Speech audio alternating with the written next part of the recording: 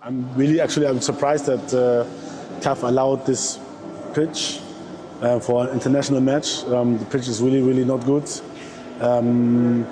It's very hard. So for the players, it's like playing on concrete. But yeah, what can we do? We have to take it as it comes, and we are prepared. We observed everything today. Like I said, it's not a good AstroTurf, to be honest. Nowadays, there are far more better AstroTurfs, which are also much more healthier for the players. We are excited, looking forward to that match. I'm surprised that CAF allowed this pitch for an international match. The pitch is really not good. It's very hard. So for the players, it's like playing on concrete. But yeah, what can we do? We have to take it as it comes, and we are prepared. We observed everything today. Like I said, it's not a good AstroTurf, to be honest. Nowadays, there are far more better AstroTurfs, which are also much more healthier for the players. We are excited, looking forward to that match. I'm surprised that CAF allowed this pitch for an international match. The pitch is really not good. It's very hard. So for the players, it's like playing on concrete. But yeah, what can we do? We have to take it as it comes, and we are prepared. We observed everything today. Like I said, it's not a good AstroTurf, to be honest. Nowadays, there are far more better AstroTurfs, which are also much more healthier for the players. We are excited, looking forward to that match. I'm surprised that CAF allowed this pitch for an international match. The pitch is really not good. It's very hard. So for the players, it's like playing on concrete. But yeah, what can we do? We have to take it as it comes, and we are prepared. We observed everything today. Like I said, it's not a good AstroTurf, to be honest. Nowadays, there are far more better AstroTurfs, which are also much more healthier for the players. We are excited, looking forward to that match. I'm surprised that CAF allowed this pitch for an international match. The pitch is really not good. It's very hard. So for the players.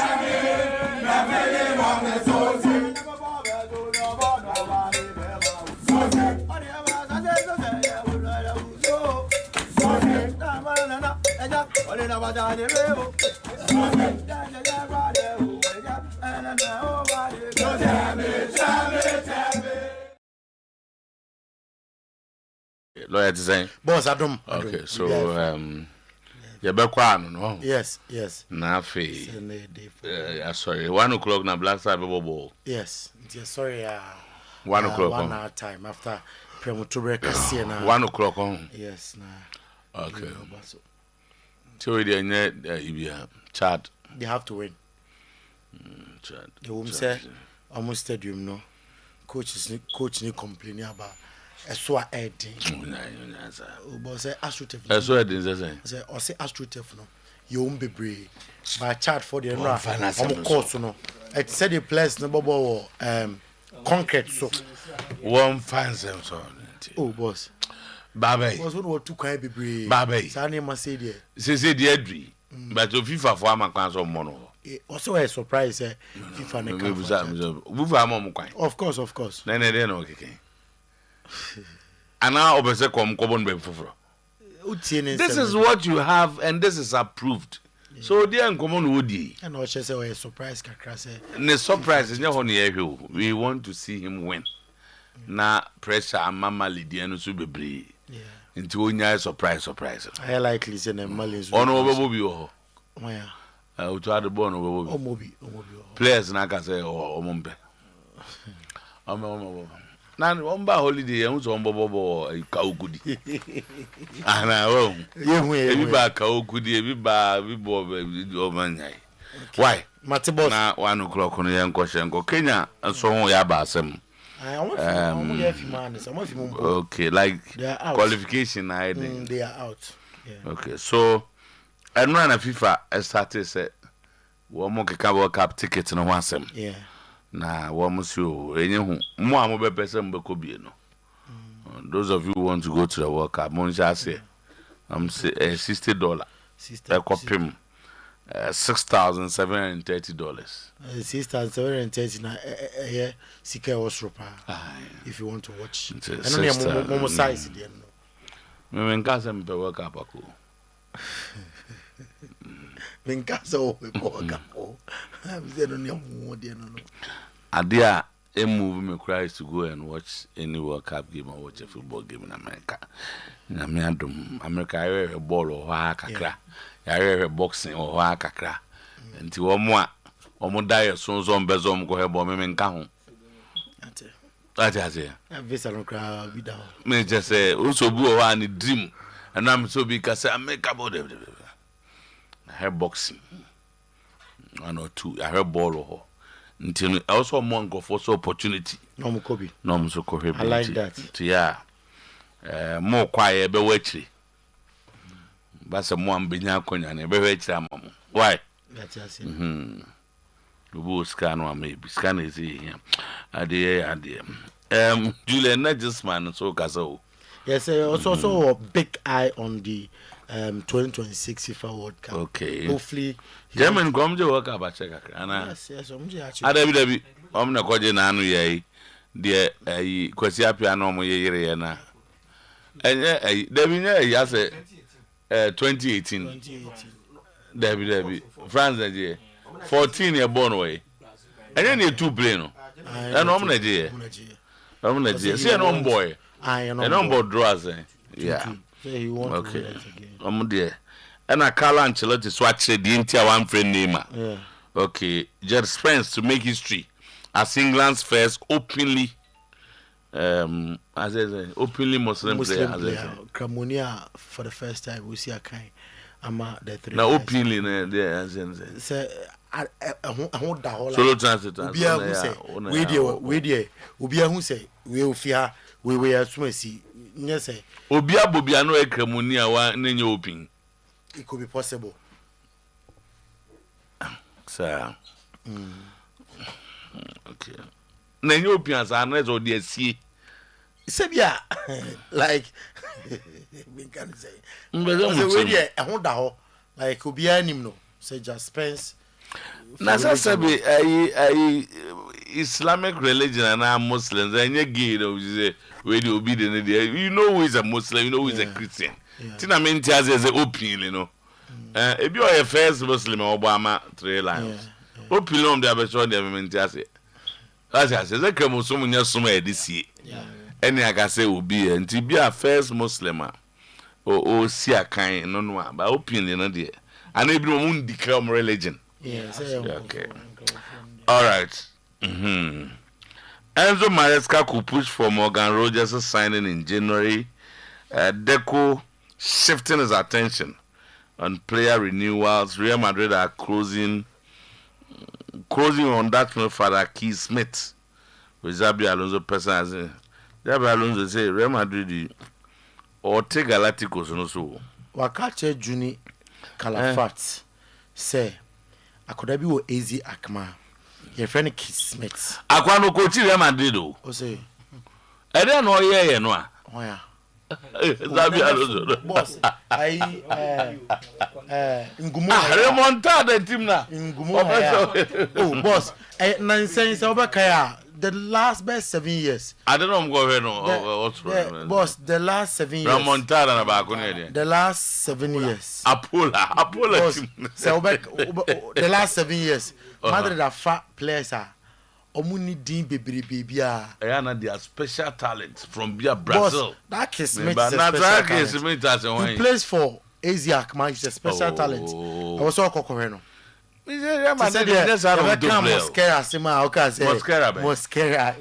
Mosquera, two players like Mosquera. No, but I'm saying that the Real Madrid that we know, minimum time I support here, anytime I want team no. If it be seen, Real Madrid they do with big players. Yeah. And I'm Mrs. And this will cover Case Smith in Mosquera mono. Or Mama Madrid players who.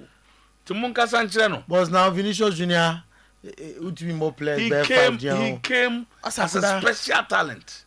You see, a young Kola na Onkola, you Onkola, you special. When Charles Ferguson got to Ronaldo for 17 million at that age. I did the Bobo Kid Smith in one wine. Was Bobo Kola be doing or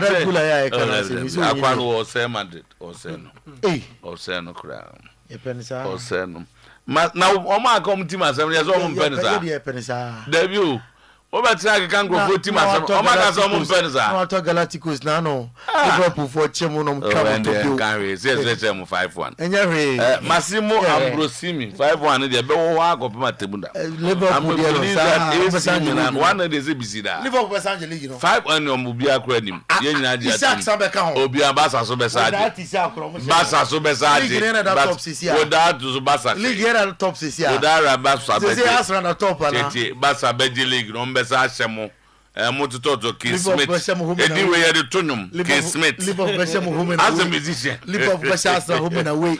Massimo Ambrosini, Kiss Smith, near the dancer and a musician. Said the way that he similar made a big mistake by not going for Giovanni Leone after selling Malik Thiaw to Newcastle. I'm call home, but now boy, any person Liverpool.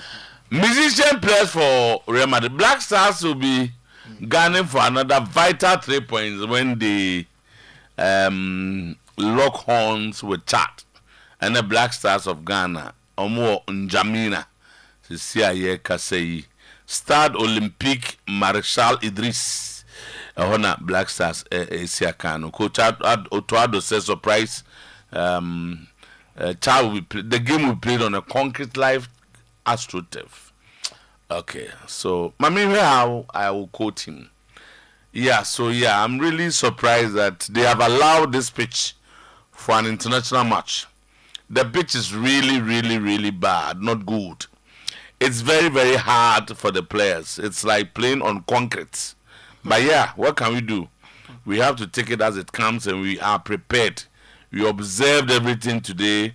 Like I said, it's not a good AstroTurf, to be honest. Nowadays, there are far better AstroTurfs, which are also much healthier for the players. So to be managed at the phone and say, Momo yet for the AstroTurf, Yamo Yachum.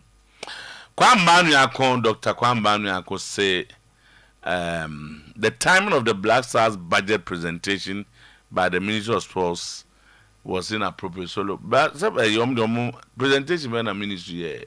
Say ministry the Barbontin say press conference no no church Ghana for Black Stars budget no ne they buy actuals no like the estimated ne actuals they could see and Dr. Kwambanu akuso GDA say nanke was say a different time kebi a bomb match ni we crown or the buy anka it would have been very appropriate but time and very wrong, especially Ghana prepare for 2 crucial games we I generate a lot of conversation. Usually, and yes, you disagree with your bosses, but you know, Kwame is my boss. But okay. Do you know that, Magachoda? Debbie. Oh, okay. The few people my opportunity to sit on radio account. Oh, okay. I give credit to himself and Ibrahim Sani. Those days in the late 90s, no. But some Kwame kind they did kind of. The president asked the minister to do it before. How can the minister disregard the directive of the president? But also I can say, or you sure say minister receiving budget, it's been like 5 weeks or so, more than 5 weeks. It's in the earliest, nanko de aba. Nanka I di hun komo na time ya match na be koso no de. So that's my point 1. The him time will receive it, but the him said the president said that. Also what the Ghana for. And on the abetre. 2. The minister's presentation alone wasn't a problem. I think rather Nanka no crab Ghana more support. Yeah. Because the Ghana for any beje home in my estimation. And so Sikakra GF the minister not so. And if it ended there, Minya was our discussion with him. Name if Dr. Prof. San I'm friend for it. Was a Papa so Prof. Professor Banu Akunon so say if the GFA had not issued that statement, say yes, you are assembly a kwa ba beka. Me just say ka discussion bia because bi means I just presented it. Oh, of the buy, you know, so mine is sika sem ni ade nti atete so. O dey imagine say ka ende wo ha. Nti o ka won kan no so so. On go so the so say na krata na mo so mo ko tro yi. GF the buy. Eno so na ma yaba. So dey make count ase. So we dey me nya say minister no mum aya de bia wa anya ne say o de buy no. Yetimi save Ghana for X amount of money. If it had ended, many shows like more. That's my point of disagreement with my boss anyway. No. The GFA has announced that players in the Ghana Premier League will earn a minimum monthly net salary of 1,500. And the new policy aim at improving player welfare. 1,500 minimum salary, yes, for professional players in the GPL. 1,500. Yes, minimum. While my players can cry and Bosumi 1,500. Division 1 is 700. And there's only 1 million. And send the Omode bomb for league, you know. Tinin account with there. But together with Premier League, you know, in Penny for and Division 1 is 700. Women's Premier League is 700. Personally, I'm feel say Division 1 and also on beats me a home baby. 700 is still well for. Naseska one and they come on clubs no. A teams, you know. And almost setting minimum wage. Yes, almost setting minimum wage. They are Premier League Division 1 and Women's Premier League. Now I'm just say 1 million Romanian. So like a cost kakra. I buy 3 mo po 1 million ya buy. Yeah. My players no ni na mo entra ha mo ball. 1 million. Because I look at how many Premier 18 teams. Yeah. So okay, team BR is as you mean 30. 30, yeah. Yes. 30 players times 12 months. Times 12 months. 360. So, then divided 1 million. So at least we plus a month we also be getting about 3,000 minimum.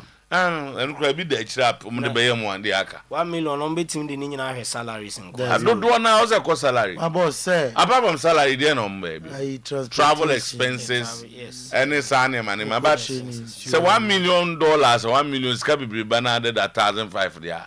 Minimum wage no for also setting on. But said you be Oyerepa there.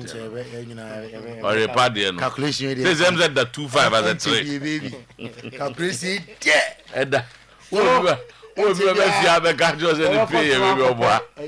Okay. Okay. So as we Masao Didi Dramani has also spoken about the Democracy Cup. He explained that the technical team are approaching the game as an important part of their preparation. Yeah. And no, so like that same is just 9:57. You're counting as moving. Your names why the Tonyum.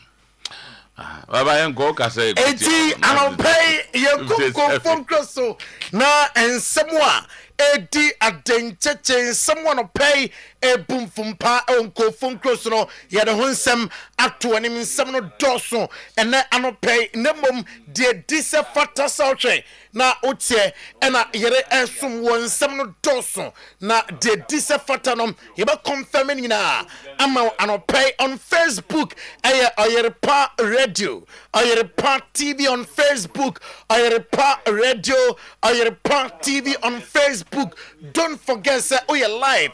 Our Promise Media, Oyerepa 100.7 FM, and I feel Oyerepa TV. Yes, sir. Of the international news room, that is international break, and a games outdoor. Our 2026 FIFA World Cup qualifying games. No, you have some and pay na Spain.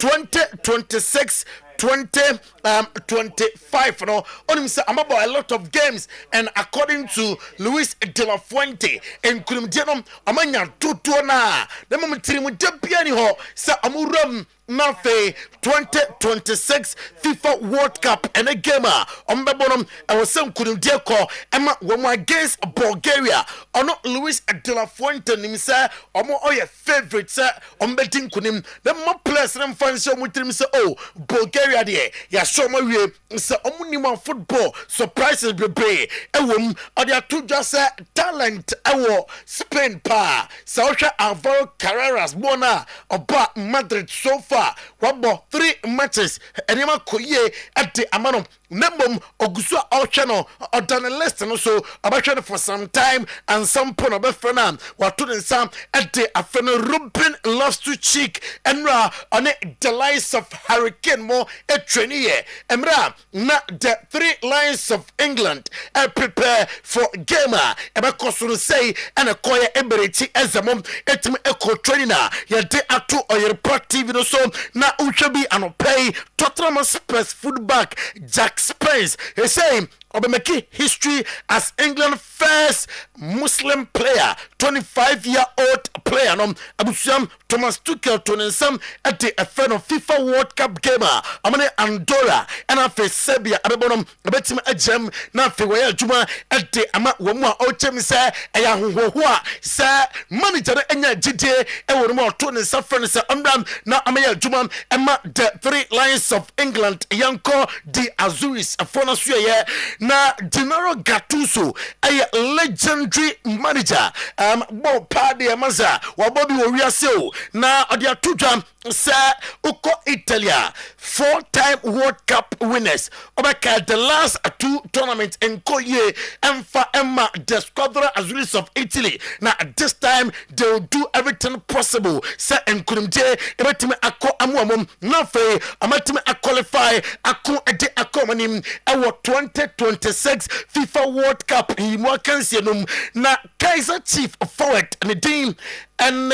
Maduzi Sabalala or their two just say ono de na ni so ade hunu nyina anisam abebua na Bafana of South Africa etime qualify for Mexico, United States of America, Nyankopobua Canada 2026 FIFA World Cup betojanum ya pa bibrem ha maya wudua ombeko bia sede etie bia e was South Africa etime ekobiem na me konsem fufremum 2026 FIFA World Cup make one semi onim sa football fans opesa ukoshe bia me confirm ticket prices nina amount namum Super Eagles of Nigeria and Amavubi of Rwanda ebebom Ghost World Akapo Stadium in Oyo na we supporter na pesa ukoshe game ni bia 3,000 naira and 1,000 naira and obetuam na fe ode akoshe game ni bia yeton sam atu oni anopai Super Eagles midfielder Winfred Ndidi and the atu Joseph Manfo Keka and I was South Africa 4 points. I was South Africa. You tomo points. That be amani South Africa. Who? Amo trying him say amo games akano. Ombeti me aronem. Na amo trying him say amo qualify for 2026 FIFA World Cup. I say the last edition of Ghana. I went to be unqualified this time. I was I went to be a qualify Yanko Algeria out of Botswana World Cup qualify no Riyad Mahrez and the man said me a trainee and see and I'm pay Hibasha Algeria for them FIFA announce and sa World Cup Beto Jam 2026 no the cheapest group stage seat now it's in group stages no Abusia Ukuta $60 obet me asha game no be na expensive ticket $6,730 into way according to FIFA among samwa amataba bon time and ya debi amount and not pay former Bayern Munich boss Julian Nagelsmann in a juma ama Diamond Shaft of Germany at the atu just Ukraine sa World Cup qualifies there and issue bia ama Diamond Shaft of Germany na adia ocha nim and it's 2026 FIFA World Cup no with squadra ekuta Diamond Shaft ombetime agem World Cup na fe niema koye ede ama ominom Brazil national team manager the Don Carlo Ancelotti wa confirm say Neymar dos Santos Junior enye plenty and Neymar dos Santos Junior oyinom ede every squad number 1 to nsam amfenom na o kamanate se so dia oespete efi Neymar hono ohu a abato nsam afre Neymar dos Santos Junior na fabe adwuma ede ama Brazil national team ne biem onim se Brazil and Chile ebebom 2026 FIFA World Cup CONMEBOL qualifies no na predicted lineup niye onim se Brazil Don Carlo Ancelotti ebeko 4-2-3-1 formation with Alisson Becker goal post num Vanderson ebebom as a right back, center backs, Marquinhos, NFA, Gabriel, left back, Douglas Santos, DM, Bruno Guimaraes, Casemiro, Estevão Willian, Rafinha, Gabriel Martinelli, and João Pedro. I'm going to start I'm a Brazil national team. They will come in Bohona, Argentina, and a bomb at the Venezuela, 4-3-3, and a Linus Scaloni at the Abeco game. Na Linus Scaloni, Emiliano Martinez in goal post, Molina Abebom as a right back, Christian Romero, Nicolas Otamendi, Nicolas Tagliafico, Abebom, Rodrigo Di Paul, Leandro Paredes, Alexis McAllister, Lionel Messi, Lautaro Martinez, and Julian Alvarez. How many players are? I'm Argentina, Emran, Woman Academy, some Kunde, Abeko, Edi Ama, Woman, Mifi International News, Runafe, Yatin come and I don't pay our England on Oyerepa TV, on Oyerepa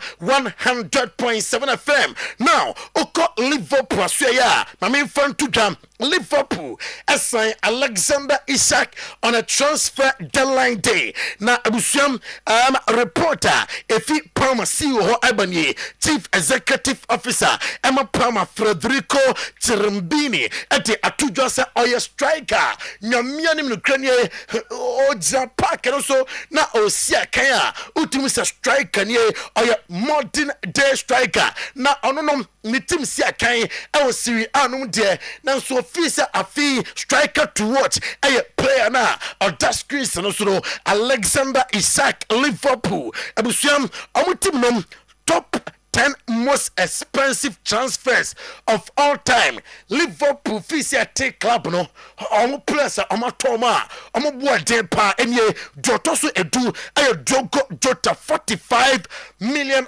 pounds in 2020. Luis Diaz atoso and Chrome 50 million pounds in 2022. Nabi Keita atoso and Wakem 52.75 million pounds. Dominic Zoboslai atoso and so 60.1 million pounds. Alisson Becker atoso and Siam 65 million pounds. And afe Ukomo 2018 and Amotono Virgil van Dijk atoso enum 75 million pounds in 2018. Hugo Ekitike atoso and 79 million pounds 2025. Darwin Nunes atoso miensam 85 million pounds in 2022. Ferenc Vitt 116 million pounds atoso mienum in 2025. And most expensive player ever abusia yanwa kasa no so say Alexander Isak 125 million pounds 125 million pounds in 2025. I want some I don't know. Now, Otawani call Rio Ferdinand Nasuya. Rio Ferdinand says what you are. Yana and Sembi Hano. Ayana or dear Pani see Sir Obit say Hurricane. Our English Premier League game. Not Manchester United at Traho. I'm a Hurricane. I could see a kind. I'm a Bayern Munich or say the biggest ever mistake, sir. Team no etime aye and say I'm team answer Hurricane or say bank cra. No say I'm breaking. Now I'm team F Hurricane. I'm no LED Manchester United attack former Tottenham Spurs PLC Chelsea manager Mauricio Pochettino ate atudwa se mere bi kura bai ama ono no enkokọ koye adwuma ama Real Madrid ka ketua bi nanka oye adwuma ama Madrid team no Arsenal ma me fon tudwa se okọ Nottingham Forest omo defender Benedin and Morero na defender no oye left footed nyamia no kranie and center back on the left side ho o twa ho wantre temete chem se omo monitor ni progress no until next summer ko ya omo tenbeba Nafe abaya juma ama Arsenal Enzo Maresca diamete anopay HM se Enzo be push Chelsea se nyankopon bo January amon konkofa Morgan Rogers of Aston Villa Emram a lot of beliefs in Morgan Rogers se about Chelsea obetimi aboa ama Chelsea ako ede akọ nanim eno ye Chelsea ni Enzo Maresca amon sam enom Michael Owen on Ballon d'Or when na Ewini afi Ballon d'Or no or discuss Hurricane Kylian Mbappe when Rooney comparison na jade nina Michael Owen editu dwan I didn't when I won it at all. I didn't really know what it was when I won it. It was only when I went to Madrid. They don't mention your name without saying Ballon d'Or winner after. But in England, no one said anything. It's only got really popular, I think, in England in the last 15, 20 years or whatever. Yeah, but since Ronaldo Messi started, wasn't it? Yeah, and it's kids now, like, it's unbelievable. People see it, feel it, want it, hear about it. But I don't think it was as big as it was back then. Yeah, that's my problem. Well, it's not my problem. That's what made me win things like that. You know, I had a mind. Mame fe England na fe yanko Spain na sporting director Emma Barca Deco de atudwa say na tension na eko players I was say why say am contract Emma woman the likes of Frankie de Jong Garcia Eric omunyina otwa nim sam obetimi I say am contract Emma woman revelation akutami anopay and say Robert Lewandowski Saudi Arabia clubs nibi at the 100 million euros buy. Nanso Barca rejected Sasikanom Magi. Ono a player Emma Chelsea. Na onim so Kobolon ma Sunderland. Emra a pra to Liam Delap and Chelsea. Assign a threat ne back or say Onunu da sa o movie from Barca to Chelsea. Officer adia oyeno Barca no more ababam our Chelsea Unai Simon or a goalkeeper Emma the Spanish national team I'm didn't come on and I'm say one Garcia of Espanyol now with Barca goalkeeper and say and usi no oh here introduction bia Emra no goalkeeper Emma Espanyol cra in 2024-2025 and the best goalkeeper La Liga while one of the best goalkeepers when we are say Gonzalo Garcia a Madrid player or say ne die soon and it's a 2026 FIFA World Cup no obekobi no kwa juma ama the Spanish national team yeren sevenom to anim and anopay Madrid monitor McGahey according to a report no defenders I'm summer 2026 no according to report HSA I'm the aka sa defenders no ho ya de honsem to anim anopay na yawo Madrid no one war opinion bi or chief scout ni din ene Juni Calafat na Calafat no na Chabi Alonso aka chere se wo de wani hu good player me probia obe control me midfield na mame na ezi akema wa kodabi e din ene Kismet koko monitor kodano na hwe said you sit here or your player obebo pa supercomputer I predicted 2025-2026 English Premier League title job winning or say Liverpool a 50% say umbe the Premier League and 23% say Arsenal and and also Chelsea for win say 9.71% say mobile the English Premier League was City 6.2%, Crystal Palace 3.3 and Newcastle United 1.68% say omobetimi aje na bibia koye amamona yedisino abusuamen fan to just and AC Milan 2 players training na abusuanya sam ketwa o ohwa Christopher Nkunku ene ada players no ye training na no denti AC Milan training abeto so eti afiri home na makai o se omamboa ye ma yedi nkofon close nsem na bae Jackson Herbal Center ko na koje Jackson natural capsules no bi abeboa ama motor aduma furusane ye sisi yade no beko beba aduma ye ewo mpem Jackson Mr. no ebetu malaria say typhoid no ebeko jaundice ebeko menstrual pains na entra so da 0244723541 na wakoto any putting na our high sense open televisions na to refrigerators just freezers air conditioners nina gas stoves after washing machines outdoor smartphone sound system water dispensers high sense aso ye wo de no papa showroom bia odu se ya twa high sense buanima ruho ne kotobi 0302550000 na wafre na fenema nyina akoye amadu Herbal Clinic eboawo na fe enema nyina akoye de masisi ade no be fiu so ena wa sha ase enom adusa herbal mixture ene adusa herbal capsules sisi ade no be ko afe menstrual pains no be fiu so be siesie hunamdua no adusa prostamite capsules no etu prostate ase na fe adusa man capsules aboa amaba adwuma ye ewo empem Kumase Swami Manzi Macro Gwai filling station inside ho and Accra La Paz amoben Las Palmas 0500115055700984 na wafre Adusa Herbal Clinic na Bayport Savings and Loans omoha enti anopai yeden ko phone close 170 no boss player anything no e banafe amato asona before that America krabi na twan he could say sika onsem sika de ehia o kudi dwete cash na fe ye ne Bayport Savings and Loans edin kobom brefo makaba ya juso say bibia fine ready adom all right anopai ntiwe okay yebechia yetiefo ene yahwefo nyina ene ye customers a ye ne omuju edijuma omomre ye hoda nyame nhwa obi biara anope ye nkomoni yetiawa ye Bayport Savings and Loans ye product a friend of fixed deposit investment ena ye guso abohu de ru say ye taiba ha ya wade bia bedi ho nkomo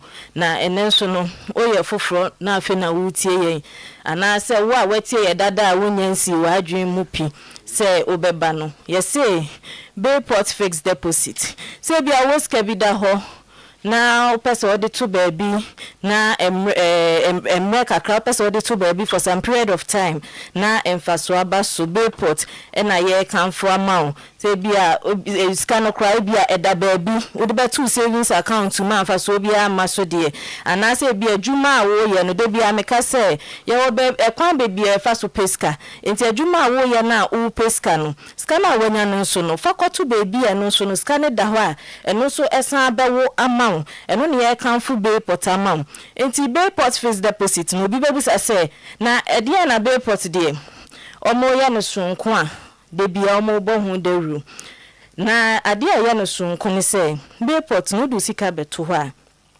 oda no wada efi say ejuma potin a ye de usika no eye no ye risk level no eye very low because yan scan de akoye investment o baby na wo no ya pe ho faso ne ama obi rather no ye invest usika na wo de ba no into payroll lending ye controller loans abadwuma ye fo a aban na etete your returns no baji loans aban na etete your returns no e de maye enti na ho risk ni de ye very low na your default rate no so ye very low enti na ye can full Bayport fixed deposit amount say ensure baby Bayport ye buy ye 22 years ni ye ko 23 years ni ye home asem da ye nto ye office bia muda na ye product no ye very flexible to the extent say empo ye wa 3 months 6 months and a 1 year package ho empo shishaya woni ye beko no se eso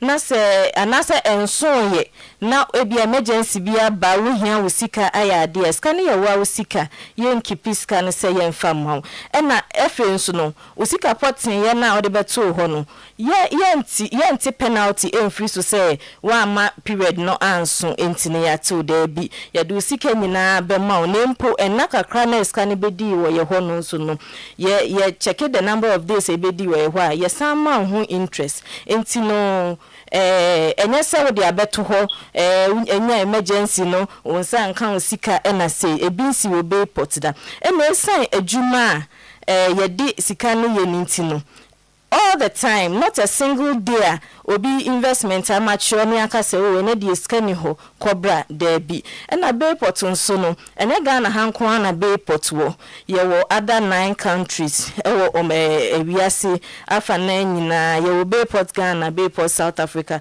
be port Tanzania, be port Zambia, any other countries e ka ho enti empo no se aban returns ni delay yewo other partners a omoba no moba beso yasene enti de bia ye di djuma ne kwan so ene intentema problem bia ema ho na afenso no be port do sika beto ho a ye cashless no chese o ma office ema ye ni cash ema ba se no esan ene bia abanti bibia akoye digital enti no ye yusu ye USSD no baby awo bia no ubetimi ya usika emreko a omre ho se usika mature untimi ma office e bia kwan a wo na ekwan awa da bi ida say ya be transfer amount ana say wa ubefa wo phone no wa dial *729# na wo de usika a wo mre ho kra enti no ye be ma ye boss nso de bi asoso. Okay. Said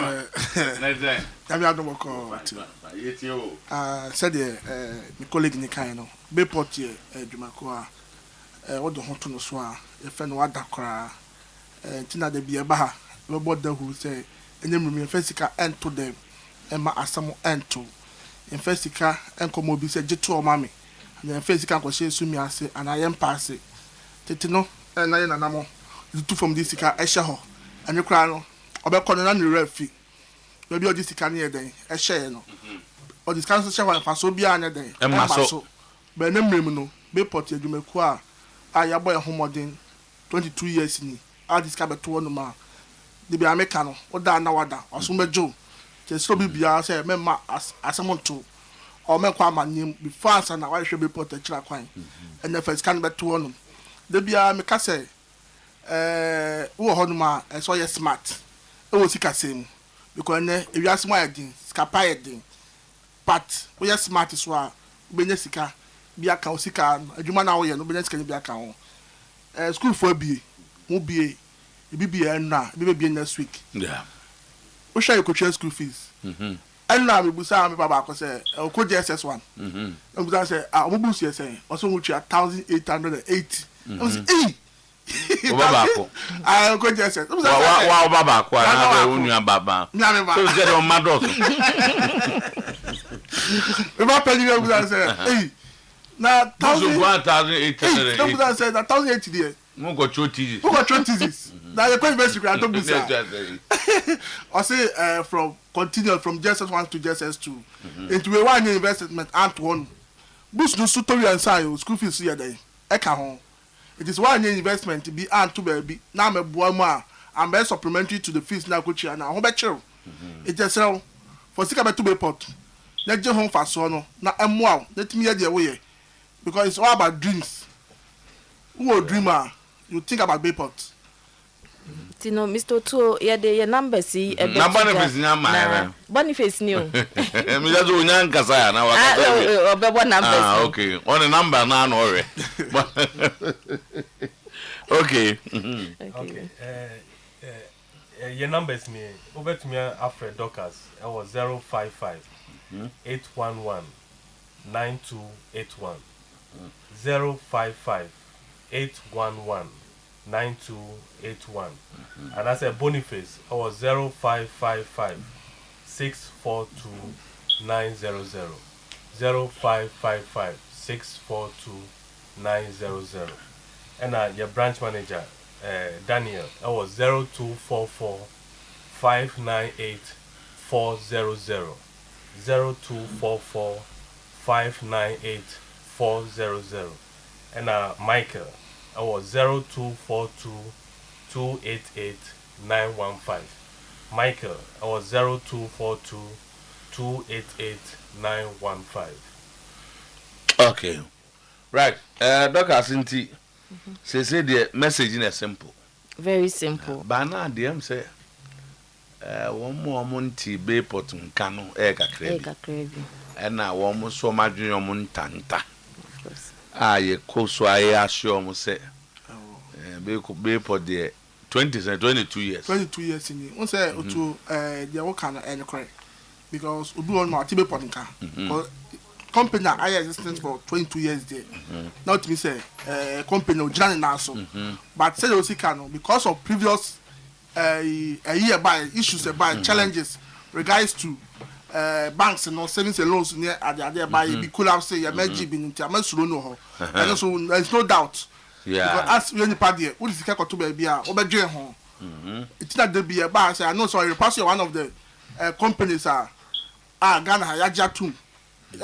In terms of FM station radio or the media side, no, Yajatuma or repart and try say or one time say company be met na hanom. Yeah, check here. Yes, yes, seekers out. Musika wa ho. You catch up be say once you want repart. Our hand ma ya advert no kwada company near company be put the company na how this come to aso mejo. E mo bia nsuru. Bia ba sika bra. You try kwan ya yira kwan. Obi won abo so be fro say mo Tamale, mo Accra, mo Koforidua across the country. Maybe be port. Baye Kumasi branch. Udu Amekuma intersection as well na Johnson Travel and Tour. You know me Daniel bro for intersection in there. Who's a friend on your traffic light? But because of the say no, o many traffic light na front now. I run about the front no. Enjoy all kind intersection no afa. Exactly. You be a Kenya and so jina na. So jina na. Obo say Bayport for. Bayport e she hold ba. Obo be akrom betro. Obi abetro. Ura office so hoye kama. Who say sika bo honum. Internet dey do sika be Ghana. That's right. One of it. And next week go home. So the Obo number no. Na number ba ko. But me after Dockers I was 055-811-9281. Boniface I was 0555-642-900. And Daniel I was 0244-598-400. Now Michael I was 0242-288-915. Okay. To Daniel ni na Boniface ni. Boniface oye gentleman ba o. Zorena. Boniface what worry? From when chia. Do you available? We are available. Okay. From when chia. We are available. No more. We are more back where na girls be friend. Ti mo da Dockers no. Dockers dey meet. It's also me Mr. T. They also available. But Daniel Ronya available. Oh, what's the market? All right, there's a Bayport for my friend numbers. If you are watching TV, the numbers are there. And they go on 0558-119-281, 0555-642-900, 0244-598-400, 0242-288-915. They'll be free. One of them will pick no on no Edin Komokaka. And that's a Boniface. Dockers and then Daniel. Thank you. Only now some are available, all of them. So Banana call first. Well, Solo, boss. Amen Scientific Hospital, ye ko ho anopay na ya ko akwa JIRSA ene IRS stroke ya de Amen Scientific Hospital eyi edi efri wonye no nko a awo ho nsem omo eye ni ye edi man afi chronic diseases yade kwankro bia na ba so no oko Amen Scientific Hospital a omo na ebetu ase edi ama diagnostic machines no yade free na afi yade bia edu nya no eyi edi epie a enu no ye makomako aduonu na yede ba ko be kan anase mienu ana me sakra na wose yede kan na nya yaresa yede be kan na so nya wa yaresa odi wani kire Amen aso ya wo mo kuma se atwematachi mankwada so fo ase ekwan so Ghana ha branches edun wotwe na other regions o mato ede apete woko enche bi o okoboga okowa bibiani akra takra de tamale atebubu nkoko sunyane ho sehwidebi so na afi ho ya ho nyina Amen Scientific Hospital ewo ho phone number no ewo 0277 00 1234 0277 00 1234 Orotobi Rural Bank egusu efro esebra nani omo emeto susu womo special susu loan benefit no egusu ekoso 60-day period fasika beto 60 day ne so pepepa obe qualify se ebe ma loan na say sika ode abeto no ye bo prem akomako enum ede ama o ye salary work abetumi aba na wa join sa special susu loan bi enya no nkwa adwuma bi a wudi no obetumi ede ho abedo Orotobi Rural Bank na oni abeto sa susu no a uye no free wa ye ma loans ahodo bi te se susu loan cocoa loan salary workers loan microfinance loan social and funeral loan and a transport loan nyina Orotobi Rural Bank e ma bi ewo yaso Jacobu and a head office no ewo other branches ebako ewo boase tutuka police station chenwa bekwai opposite post office no close from your drink kwanta Roman Hill total filling station opposite ejab opposite Victory Baptist Church ebuakwa credit union dynamo ena ewo Santasi runabout ye be la viku setel ayenom ebe taxi rank no udo ani chemu asoase a ye ne adwa no edianim he macro ye be goy filling station agrekenzema ye be lorry station no bantama ye ne MTN office no ena edianim he ena tafu 4 miles e also ba Orotobi Rural Bank ho from panyimfo na ne omundi nkomo fa kwan a wo so beba no agisika e de akɔhye wadwumam na tumpɔn e de amount number no e 03220 91454 and 0243 710 784 Orotobi Rural Bank where business grows. A PROMOTIONAL Herbal Clinic Dr. Sam na so ye na make sure se ko anopay okwa and yade ni nyina obeyi e de efri glaucoma, eye pressure, cataract, eye syphilis, long and short-sightedness. When you know your hawa, a burn in the swa, and moi, and my new one day, Oko Dr. Samaswaya, obey not why in Yama, when you better, now what dear come up to me, I can come.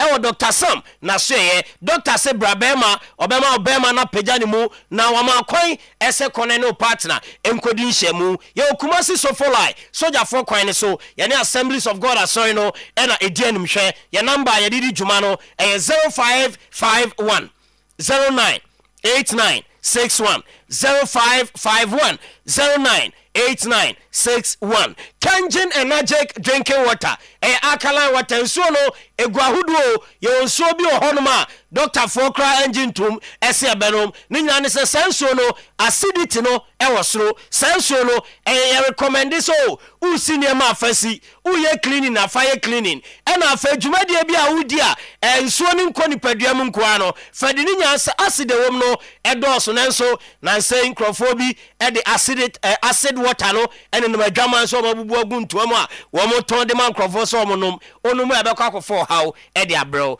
Kangen Energic drinking water eno ene bebu ani padua no Kangen pH ne wosoro esan say alkaline ti no ebeyi acid woni padua nim esan nuane ayedi eni nsuo bi ayedi nka atoto anu mu a ede acid abani padua nim emboa emani padua ne nya hode no Kangen beyi sa acid no efrim alkaline beba betenem yade bi aba away on to mintena Kangen Energic drinking water eno ɛna yɛ kamfo de ama na no penum kangen nenya ahoto kangen so no upe bi ato a ɛyɛ Bremen UGC anase Tafuni Road Abawa Junction ebi ho Lizzy Hotel Santasi Runabout Pakiki Organic Cafe ɛwɔ Stadium Ashtown Sumankwan Junction ubenya kangen ensuo ni bi na wato fra kangen mpanyimfo ɛwɔ 0241 449191 ɛna 0507 379474 grow fine yɛ dro go fine ɛboa amwatumi adidi ɛboa amwatumi ada ɛboa ma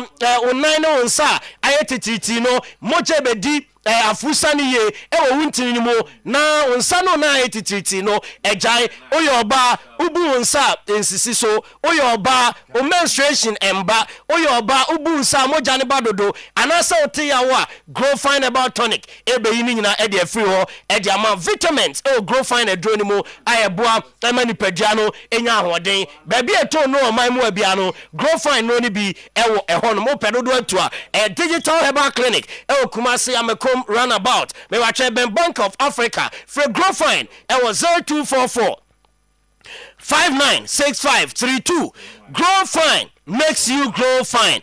Branox Hotel wale PM Kumase ope baby edu tiato asumdwe ewo ho baby a oba ubenya bibia di baby a oba yema free wifi baby a oba oka no benya baby de siye na eno ena me kan for ama na no pay ese Nox Hotel ene biaya oba na beda unya sa na ema nyina ewo Nox Hotel ewo Asokwa Olam Street few kilometers away from the Barbara Sports Stadium eho ena obehu yen o Fenox Hotel ni o ma din koma 03220 244 38 03220 24438 afe 03220 24162 edek SM Bitters Bema sisiyade ebeko mo amotena seche driver for amutwika che empempi eya na motiyaw ewo musisi ni mu edek SM Bitters ebeyi ede afri ho wo ye bema obo adwuma pa eba emfri mu ma ubenya ba edek SM Bitters adaroma wo ye bema akosi ani mu a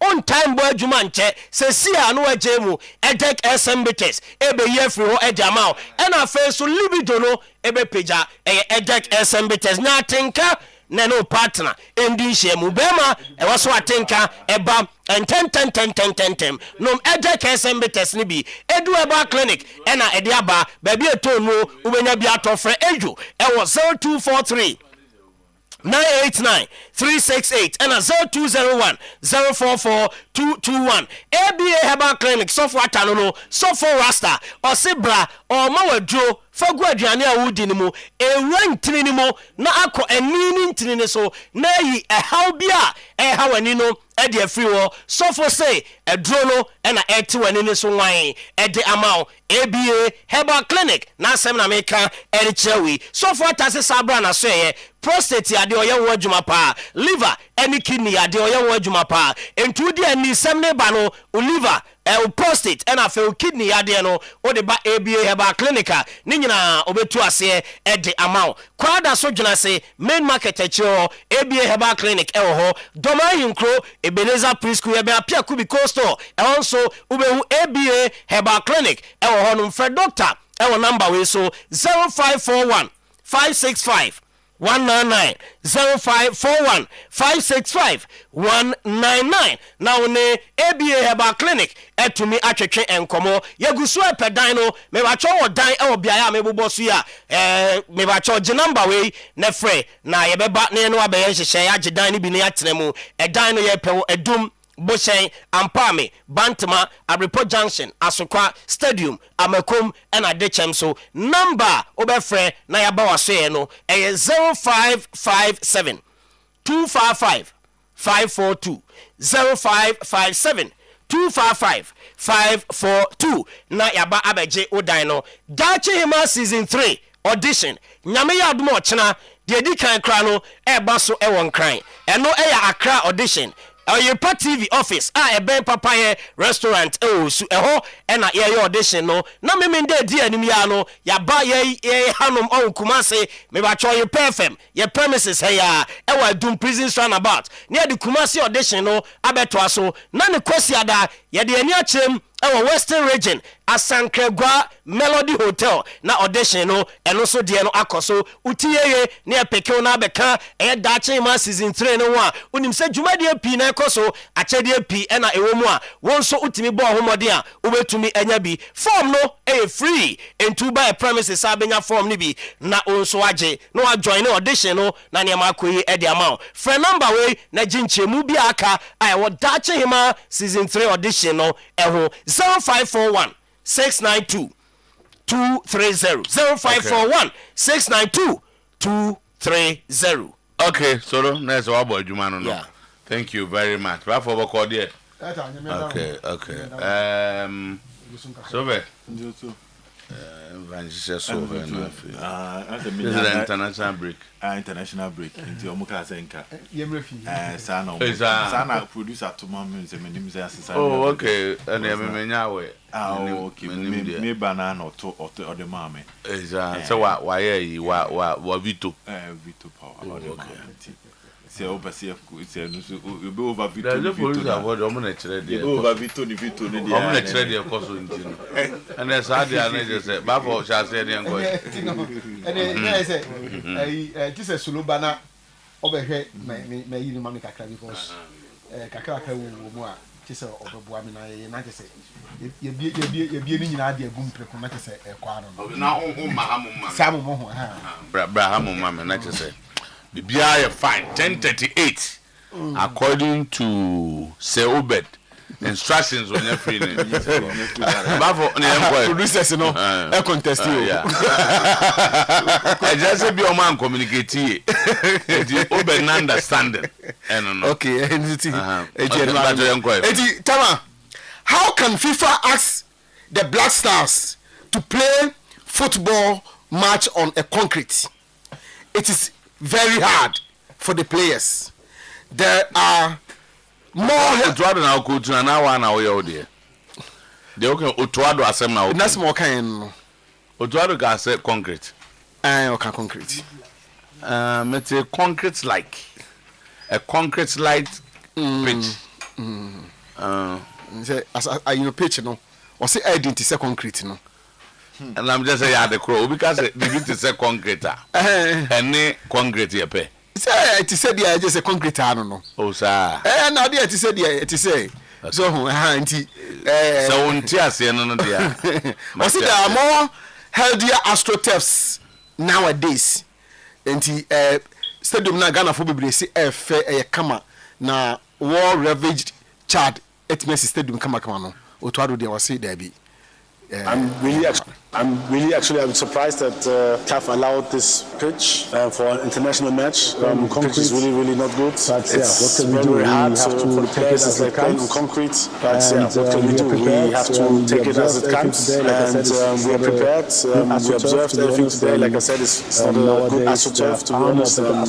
Nowadays, there are far more better AstroTurfs, which are also much more healthier for the players. We are excited. Looking forward to that match. We know it's going to be tough. Play away in Africa is always tough. Now, also under these circumstances, this will be different because the players are not used to play on artificial grass. But let's see. I think we're mentally prepared, and like I said, the boys look good, sharp on the pitch today. So I'm looking forward for this match tomorrow. We observed everything today. Like I said, it's good AstroTurf, to be honest. Nowadays, there are far more better AstroTurfs. Which are also that one say it looks so green. No, some pitch in there AstroTurf. In the stadium is nice. Now, just say AstroTurf. We don't know if I'm about say concrete. But we know as soon as adding. No, say it is a concrete because so because I deal with a concrete. I don't say but who name concrete. And as who name the oka. Name was say it's a concrete. Yeah, it's a. Enti Otuado dia ode jaya anopenso so no ahead of the game. Time say Ghana time 1 p.m. But on the Chad name was of mine minim say when ya daddy ahwa aye war sa the initial one which involved France near there. Yes. That was struggle for the territory. And they were more after independence also war with Libya. Now ya 2023 when Chad did 2023 recently there was a war. The wars is here and a man car banning or money. Something happened from 2023 coming. Wow. On the Ubekaya, no more from Judia Kabe. Minim say, Krumuadia, where one are Bruchenia. Midem were here and a man and performs as a child for. Okay, for Jija Kwanya, those is Ninano. They were going through. Oh, yes, almost supporters in Bucraca Trio. I been class almost support to be some support to us. Because more recently, Chad has also been affected by the war in Sudan. From the conflict beginning in 2023. And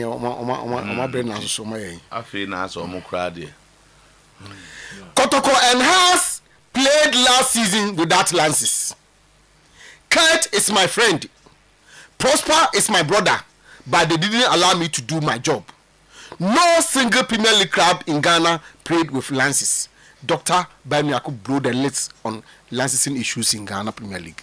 I'm saying it because Kurt is my friend. François is my brother. They put me there to get things right. And I said to them last year, I was not very happy with the way that the FA was not showing significant support for the club licensing process. Why would I say it? Let me put it on record, which has greatly improved this year. I just came from a club licensing board meeting to review Division 1 clubs, and I'll tell you some of the things that we are finding. So last year, we set a deadline. What is the use of a deadline if it can be changed arbitrarily? So we set a deadline. Some clubs failed to meet the deadline. And then the FA decides, let's write to CAF and ask them to extend the deadline for them. Then you are not being fair to those who put their resources in to make sure that they met the deadline and submitted. So to that extent, I don't think you are being, you get it, you are not taking the process serious. So last year, what happened? Should I use the word boycott? Basically, no club was given a license. But what happened? The FA allowed every club to play. Not a single Premier League club was given a license. But the competitions department of the FA didn't say, where is your license? That if you don't have a license, you cannot play. And someone said to me, man football we're gonna have that lances. It is also with FIFA tia. Tama. FIFA tia. Say lances are the ball ya obi now. Na lances are there. Your lances are the ball. Say season bi ano. Say who register with the FA. No mo. Time pa. Omba anye say. I don't know. I just say we have na car win driving license. Police for you omoncho. Illegal league number last season. Accident na. Only license now two car no money man. Illegal league number last season. No licenses. Ena on the boy no. Time pa TV. There is no document to show Adakojache is for Kotoko. That shows how unprofessional they are. Majority of the GPL clubs don't have licenses or don't have documents to show ownership of their assets. Dr. Bama Nyakun reveals.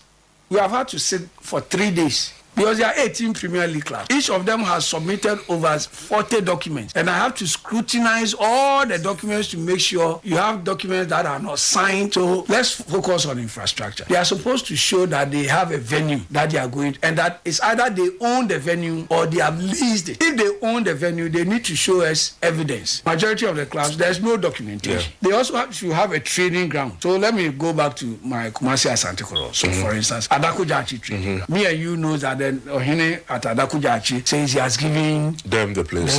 What document exists at Lands Commission or any place that shows that Adakojachi training grounds complex is in the name of Masias and Kotoko? So if I ask for this document and Kotoko cannot show that, are they being professional? Ochina obi si Adakojachi obe pamu Kotoko te se bibi no.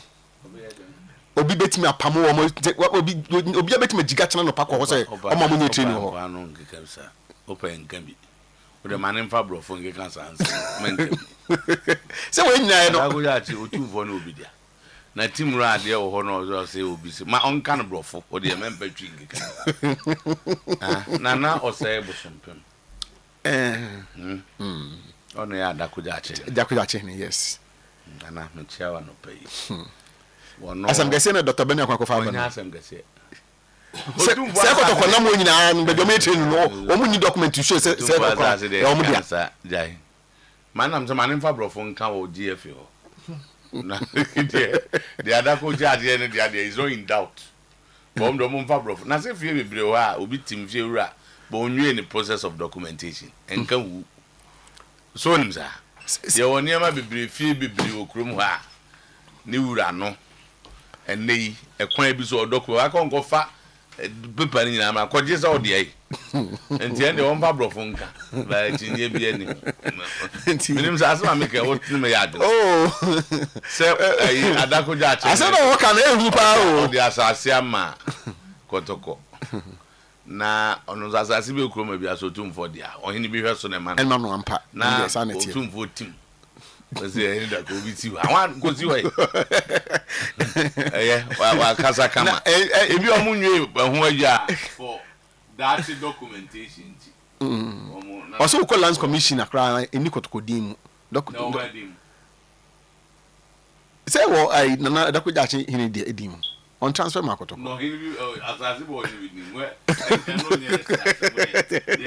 na tawa de waka mu me ko pepo ma ho asem nka obekọ no na no so ebia na asem minimu sema one kinds ase ho because also clubs be bring evidence to show self facility na and as I don't know no more asset no omo ni documental evidence to show say omo dia ye bo apampa na ye show de ana ye show de enti omo nye omo proper document ba mbezem chese besi na na chinye de asase de bi ne ho ne mo kan krata asem de on say professionalism no kan unti o say ama kotokokra no say omo nye professional on the kan na aka oh now your boy voice is say want tama o say omo nye professional oh tama we asem to mi so if facilities at our stadia, if you want facilities at our stadia and you don't want our players to play on Sakura and Sakura pitches, then you should be ready to pay. Honorable Kofi Adams replies Ghanaians who says the gate fees for Mali match is too much. What's he saying? What's he say? Yeah, pay good facilities. Na say MPC players in match ball ewo Sakura pitches there and they say ready see bit here.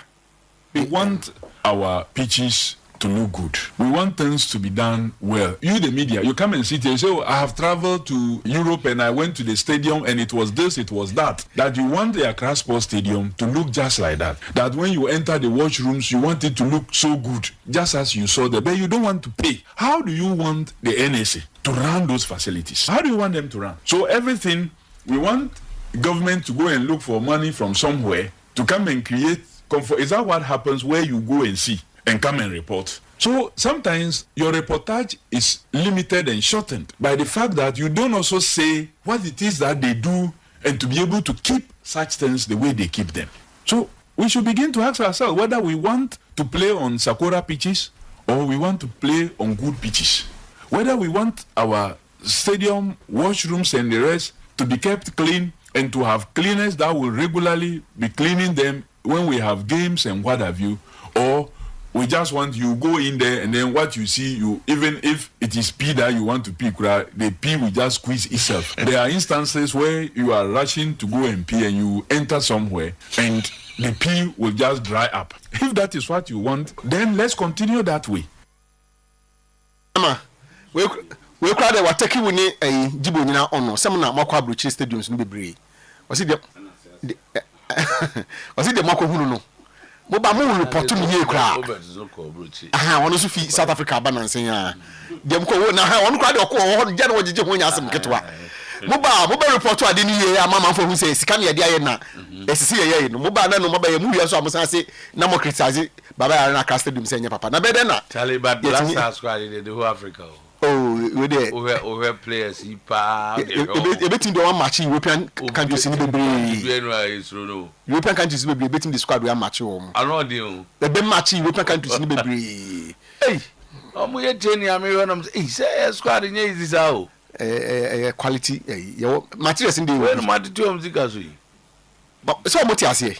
En class no just say enti so. Omo see am omo 5 no omo qualifier. 10 no na o matchim tu. Say the ente so. Enti bibia nsi Okay. And almost agreement between Omoni and Ama Emma say F no. It decided say they will also react the way they reacted. Because Momo reacted on the anyway. Okay. But worry, so bad. Young quiet. And then the Ghana Football Association, the BBA boom. Almost say minimum salary, monthly salary. 1,500. Yes, introduced by the Premier League, introduced by the Ghana Football Association 15 hours ago. Now, say this major policy, one of the ways some person will reform the conditioning of services of players in the head of domestic league, in the Professional Football Association. Footballers Association, PFAG, and when you know, best in sign Krata, and I'm to net too, Mr. Two, and one day who know, and you're grosso. Net, net 1,500. Yes, and yeah, net. That's okay, 1,500 net for every club. No 1 million be never. I say 1 million. I'm hoping, sir, the FA has a plan. Also, Mr. Two steady. About 1 million about bonting. Some of us were saying that if anybody true and couldn't keep us canon confirm you find your player salaries kakra. And a later club administrator but to just say it won't mean any sir. Maybe jump players card this and bar over this can. On seems to if you are facing reality, you best chance here. In Drew baby 3 months you better secretary and after giving the money to these clubs. First of all, it's a good policy. Honestly, we've been complaining about this. Say football now airborne. The football economy is a big economy. Elsewhere, they are making good use of it. It's producing a lot of revenue. But also about high the level of professionalism ne women were from. So the business development unit of a football clubs, no one said any be. A unit that wake up every morning, go to the office with the intention, say, we are going to find ways of making money for the club, no? Oba Ekrume and Kahon. But almost every club in Ghana will operations team.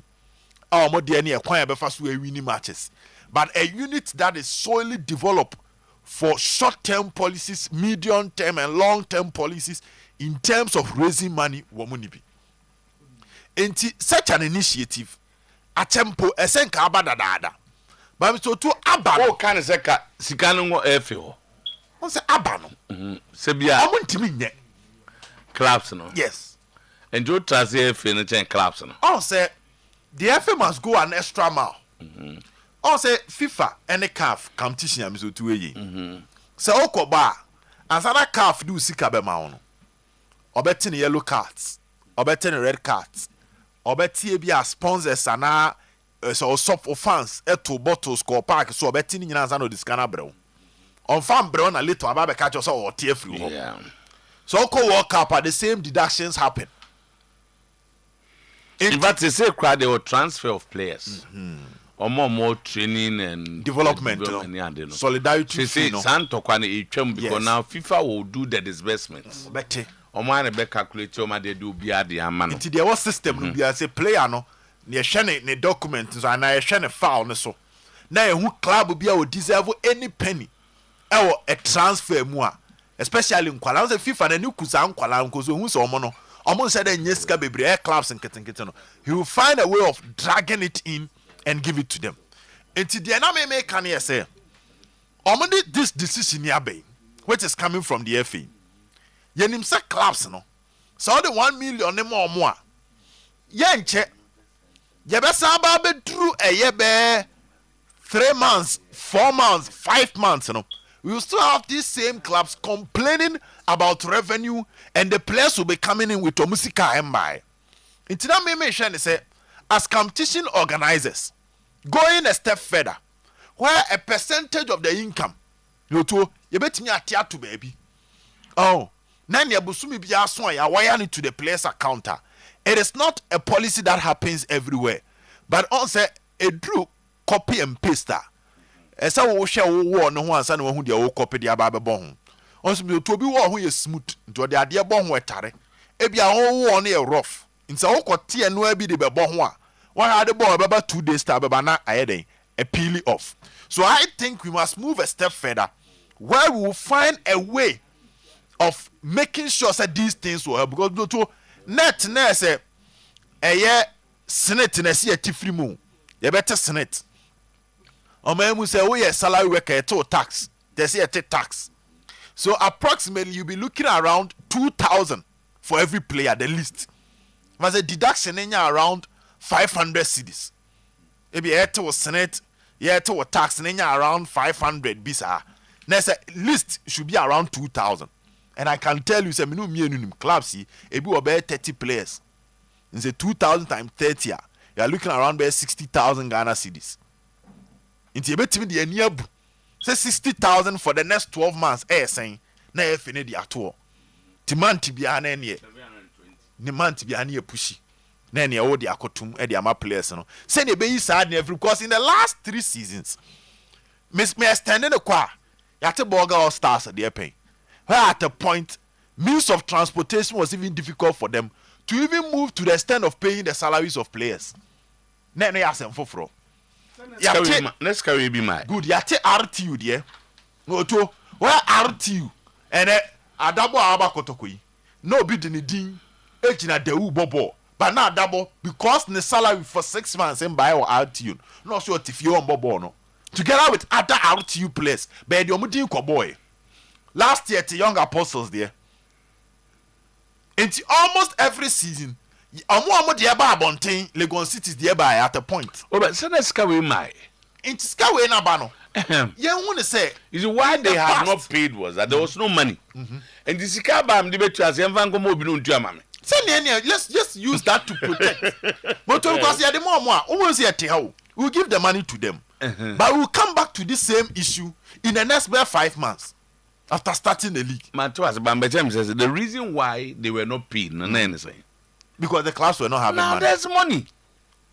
So let's protect the money. Papa no from the school fees. Because no yajatum. And why you when you scarce there be still move can come over na ya because school fees no here.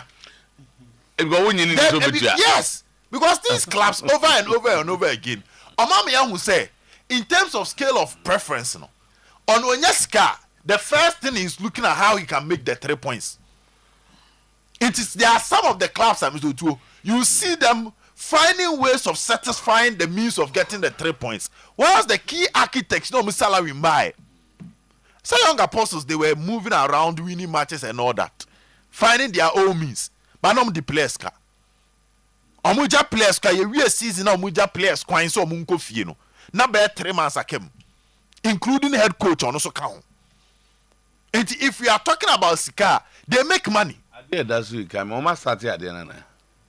Ghana Premier League Limited. No, next season almost started. I didn't know more. To go for the almost started. Oh, I think we're old way. Because Osha in Swatrema Munina Olympics room. So I think say old graphics be time now no more old graphics be any. So to my point is that the FA should not just come up with this statement. The enforcement is very necessary. And I would trust the FA to enforce this much better than when you give it to the clubs. Now moving forward, that was what you know. And yes, sir, you're 100% Papa Omo. But see, Obed.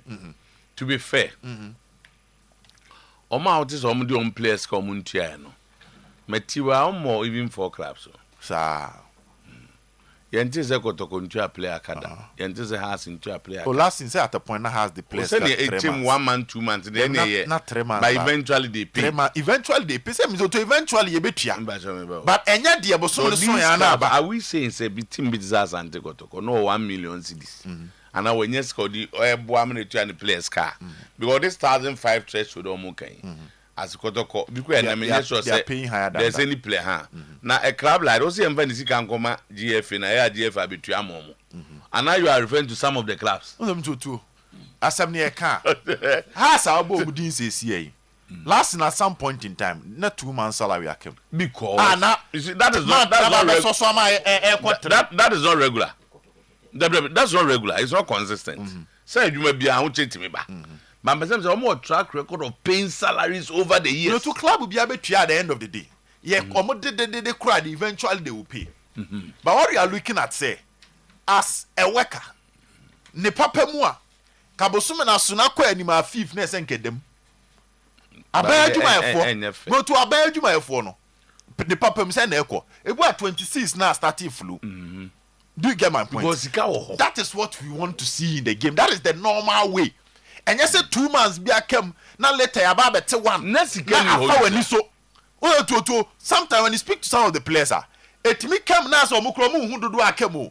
Because they be a starting league. You don't want to acknowledge that the fact that now because no niska. But these clubs have shown.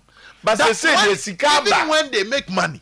Because time are not sponsors war Ghana League. And then are not sponsors about. We've been here before where the clubs had some level of sponsorship. Salary. That could have even catered for that. But and come on, the bottom line is Kenny. This car bam for my dear. Because me know what your season Drube November. We hear issues of salaries in Yambai from the players even after Ebreske. It shouldn't be just the statement. There should be a way to enforce it. Yampe kwan bi a ebe faso ama de e de ababa tuja ne betime enforce it. Oh hey betime akomkre benya clubs bi they will even break this law. 1,005 they might not even pay.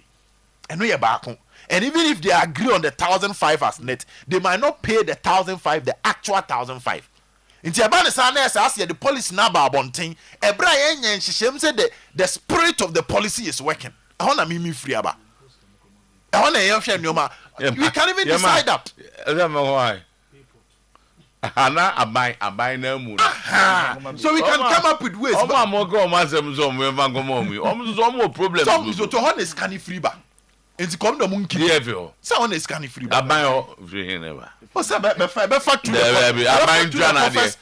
the coffers of the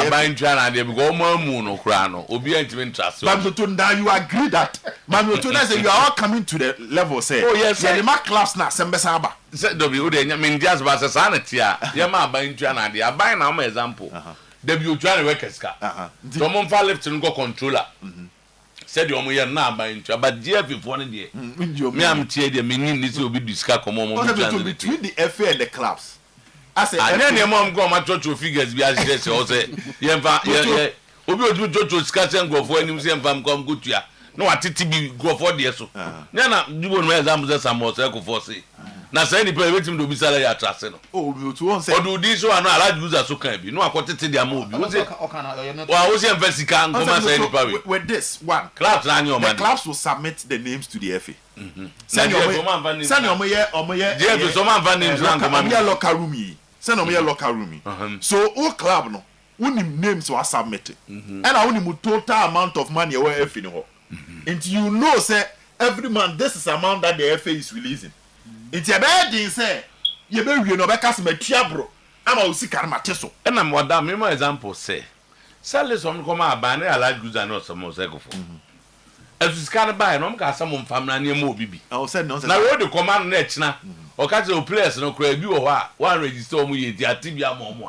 obenden de anyu mu ni enti e fa kwa ba so this shouldn't be just a statement. There's something we've been calling for, but we must find ways of implementing it in the right way. Send ye ni asa ba betena obi next can asa ba yeketo. I know some of the clubs are paying more than that. Otuo recently transferring the EBA yenya botre engaging minimum. Range from yes, it's minimum figure to figure. Oh, say no to £100. I can tell you say clubs like Gold Stars, Samates, Hard to Folk, Kotoko.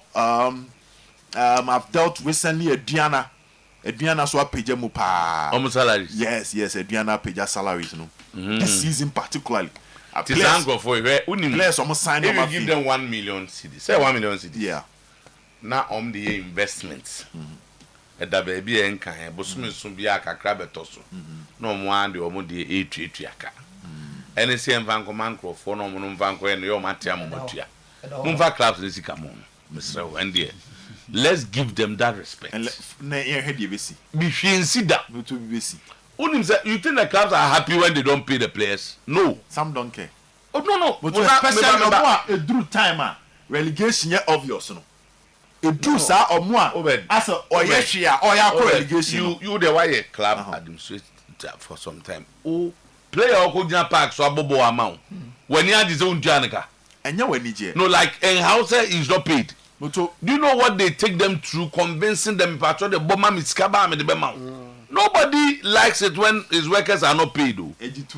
But you and I will know, say, there was some of the clubs, there is this perception almost selling them players. From the beginning you join the club, a mini orientation that a higher stepping stool. So try and manage whatever situation you find yourself here for something bigger coming up. That is narrative. Your clubs need to be the 2 players need to be very common.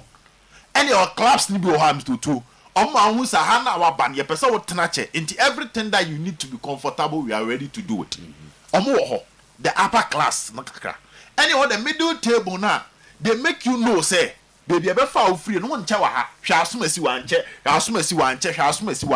into the end, say, but far quarry and so, ne free hand to baby, a group, your uncle force hour. So when it gets to these clubs, naturally, it becomes difficult for the players to engage the management in that serious exchange when it comes to their salaries. It's happening in this country. Clubs, they find themselves in that situation. Then you can have about 8 or 7 beer. From into a steady clubs almost salary. Your title say you try a news. I'm gonna hear pressure almost. But a club on try, but discussing it, it looks normal. So last season, young apostles the by. It was something normal. I say, into your magic, to say, but she can't be, but they will still to say, only I say twice. And only I see a fixing. Not just your trust statement, fixing it and actually paying it. Remember Blasters games. You are near Basso. I see a man at Tiffy. Say, she can you honor will Pia. Obetime use skills be. But could be your pa. Nanko Timian would just sort your munina out. And then cafe. Bessego will be anyone won't trace a car, son and go penum. Name Mumia ne bini ho.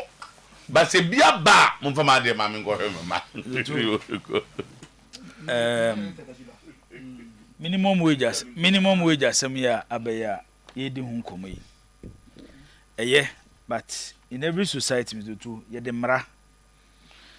So we journey papa man is any panya di opibia. So to nipa ye di ope. Na for bones have the nina to afra. Na will be a de penti. Eventually, the Bako say, maybe our down, okay, you not get the results that you want. Tina a land of no leader, no be a ye di ope. A yes, I bind a day. Sike baba boa ye local league. But skaya ye can ya Zutu. Ye man I yes and no neighbor solve a problem, you know. It looks quite worrying. Scan $90,000 per club. $90,000. Yeah, $90,000. Based on the current rate. Yes, $90,000. Which is about 1 million. And by $90,000. A year dear. But my man say abani this cannabis no ebema efe na baba ya kwadwofo adwuma because asset ye tia ye kasem to still league university say next week na league university with no major sponsorship ye mana ye say sika na abani di baba shem is coming to solve ye baba solve your problems nya ba nya no kre anya no kre my efe for na nya kwadwofo adwuma we are not there yet. My mention wa debi asema na obedi kan do problems na clubs no say so muntimi ntwa players ka no efe so muntimi ntwa referees ka and efe no muntimi ntwa referees ka between clubs no ene o mutu o mu players ka ene between efe no mutu referees ka no so to de hen pa na ekoso Ghana football referees na yentimi ntwa o mu kan clubs no muntimi ntwa players ka no de hen pa na ha Ghana football. Ye ka efa mizoto otimi koy artificial pitch $742,000 e wa bra Ghana buy to be the same artificial pitch e ma Premier League team e kwaje ball league games so a enko so $300,000 $400,000 obi afedi na se empo se ko ban se aban se ebi asika na clubs ne fa nkwa akatua mu a se FND de sa office na we you na honye ba bi ase diska na ko because we cannot trust them. We Premier League ni kwesu a share ade minister ya be yomu ba ma sem nyina na sem zoto e be da na yetimi enforce ade we ya abai na ye de ahyemrem se bi a club bi wo ho na se untimi ntua wo player kasa esika na e de na ye de be yo. These are some of the questions I'm supposed to start raising. Consequences. Enya wuji kodini nya sika no mezoto me enya ne se sika ne se o mo fa nkotua players ka wo. So yes, yen ka so mo fa sika na chinchinchina nkotua players ka. Yen allocate sika no is the most important. And I'm saying yen allocate sika no. And that's like a buy better a worry because the people are not being paid well. Mezoto ni other things are ha clubs for Ghana ha. Bas na no GFM mo bas. Amode ma ho amo. Omode ma clubs omo qualify from Division 1 to Premier League. Japan there no. Yes. Ona Korea. Oman ka say ye ma Premier League clubs bia. Before players ne be ko park so akobọ ball, ama team na nya resource. Ye wonyoma ye no akiri. A omo bo ho ka. Etimi anya ne se sika na ye catch their clubs se chinchin omo fa nkwa akatuam. No. Eno ne be ma F na kwakwa ya kwadwofo no. Etumo say one aspect of clubs ne be den no. F ne be fu so abanya sovereignty awie. Omo kopɛ sponsors no munya se bibia no mu do moni to aban so no enei omampanyin mahama ene NDC aban bae no at least omo contribute omo de omo FA na league ni omo poda de no mo ye ede no mo ye how much is $90,000 to a football club in 2025 ye push ni nyina akoye te se ye fa sika ni kotua players ka ni etua players ka wie no mo anya sika to football ngu bas ma bas be no mo di players betre makobobo. So to bass bay enom the players better makwa akobobo eti maye njeja ne mane nyet se ase ye bibi kase bi a eti efe ni form ze ngwomachi back to mekase ye nhemra so to ye live in an association a tie ba for voice your boy from Dr. Kwamba Enuako ye say club licensing board so to ese approve obia stadium wa wo de enye no uni right meet the standard no uni right so we host to a league game wa wo de so meet the Division 1 standard no uni ho kwan so obo Division 1 uti ora banu akọ o se ye ba be ball last season league no not a single venue a host to Premier League game and a club licensing board ne sanction here. Na FA president ne owura ka ayi prosperous na do be ka kire ne say omo ntron ko maka second for more extension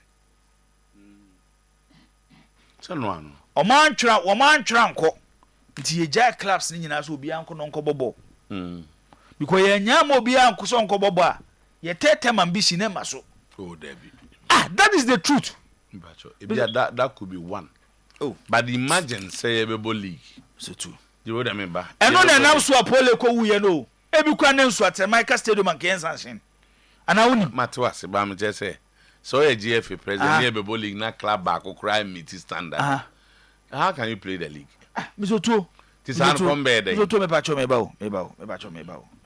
na bo tema me ba o kodokone ayi Gold Stars a qualify for Africa ya se baba ya sports to meet standard omunya ba bi mobo so baby qualify and make clubs ni lazy also we don't see baby last season misoto last season se baba ya sports to meet club licensing board requirement and then they just say this season e betia meet stadium now who say host 2 league games last season kire me dey improve e betia meet on say this are na before busu ekuo no mate emra kro mo fanya aduma they are even struggling to pay salaries and it's almost almost strict adherent to these rules and they kakra eye bi komizoto 2 years ago the same thing 3 years ago the same thing 4 years ago and because of how I have structure system in it, I'm a clubs no cry lazy because him say wanya na dan for the FA president eh best ye be na kwa go league game o bon so ye bon ye de mra na ebo kakotoko nya ba bi mmono abizoto so mo insist yan kom be ye nwoma na mo rekwan kakotoko be ya bo mu game o baba ya sports stadium plus other clubs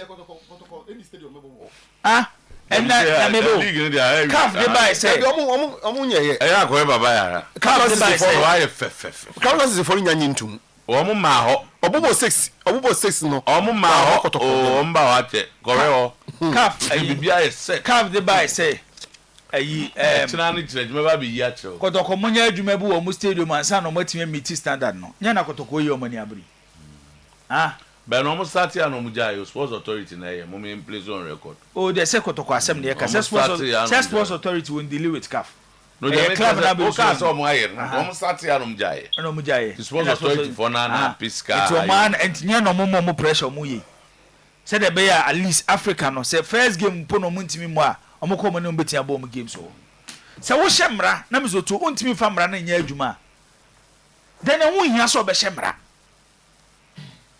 enna me sha se me kan se wo gya nipa bia pema na obi abaye de ope ade a ye kan minimum wage asema ye kan mi so to when te Ghana ha wonim se entry football ese one major issue when it comes to our football by time I go congress say time be no mo pass samra we ye go congress no sister say kedu we be kwame akọ discuss the interest of the FA was third time between players ne kakatu atuomo the main actors of the game any FA ne third time dey here same women's football rep ye ko ni second vice we dey fa so na dey be football no e ba so be no ne ko congress ko discuss here na dey here no ne ye ja to it is be say me kan nyina ne say when you talk about this FA any mpomra na dey football no so to say we ni omo books mu a emra ne say dey di hwe na eye sonko e na wo omo books mu so e sonko to ma to mra na to ba bi ada ye nti kroma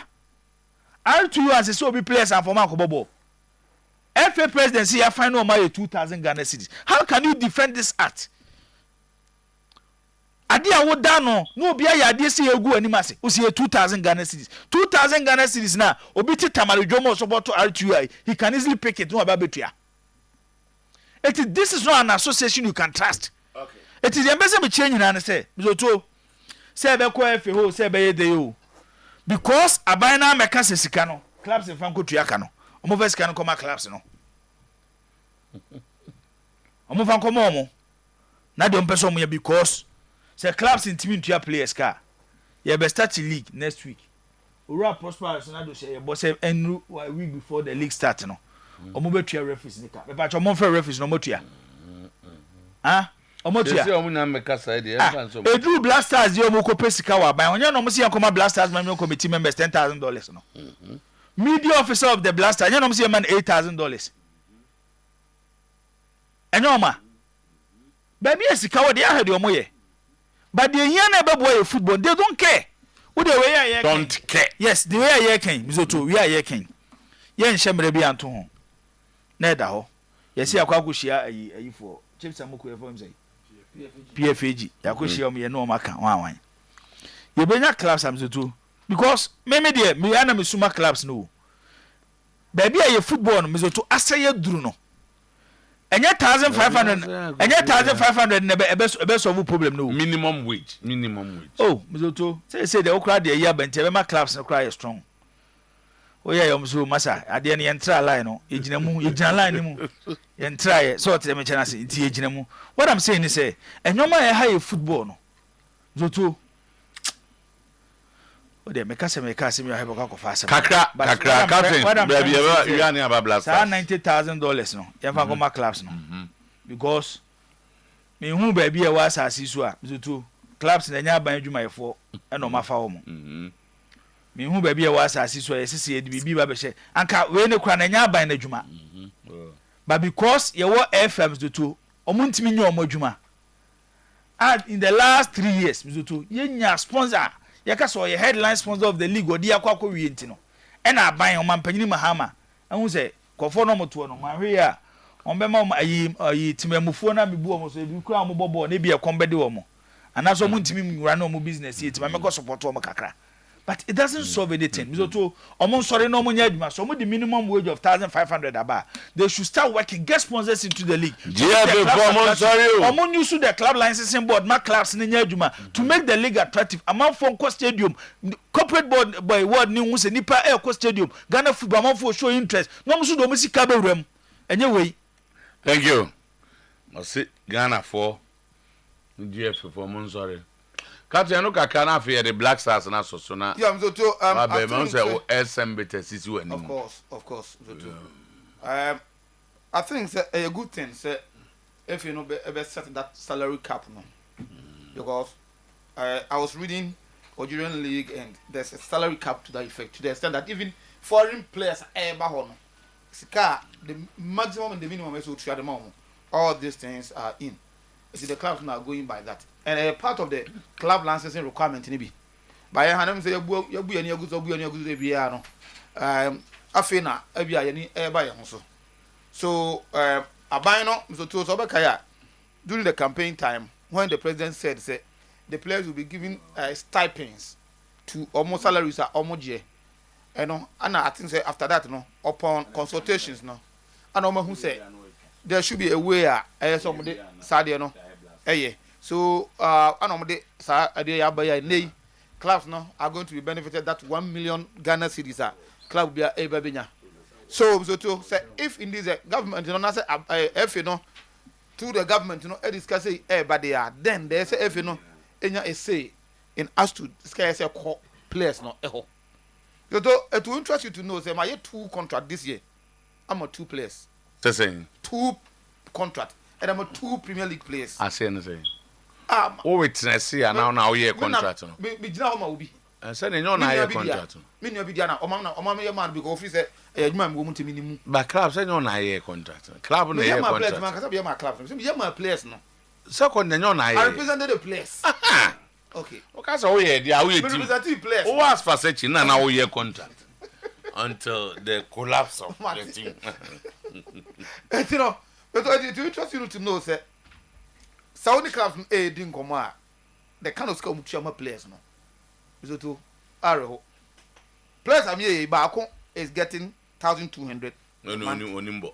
But Onimbo power regular player in the team. And a team get a team in Ghana here, but say a team in Ghana here. Ghana. Ghana Premier League give. And the silent you. And you know England ya can. Okay, Sunderland for the spear.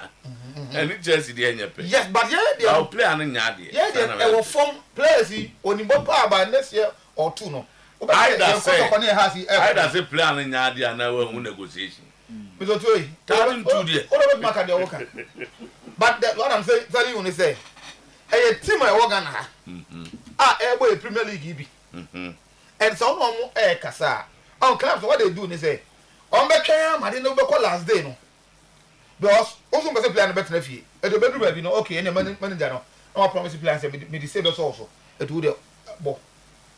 And what we did was that even the contract on that team no help no. My players now sign to that extent. And I only have 2 man players no air sign. So say where ever they are a very strict to the clubs no. Say and they play over Premier League e Ghana ha no. So to one year sika crab so me no 1,500. 1 year crab no. And I make a vary from player to player. So make me try to obi there 10,000 no is up to 100. But a bit at least there's a certain level of uniformity behind the system no man. Your players no be okay kakra. I say the team that say no. As to say the Ghana clubs and I say enko ayo mo there.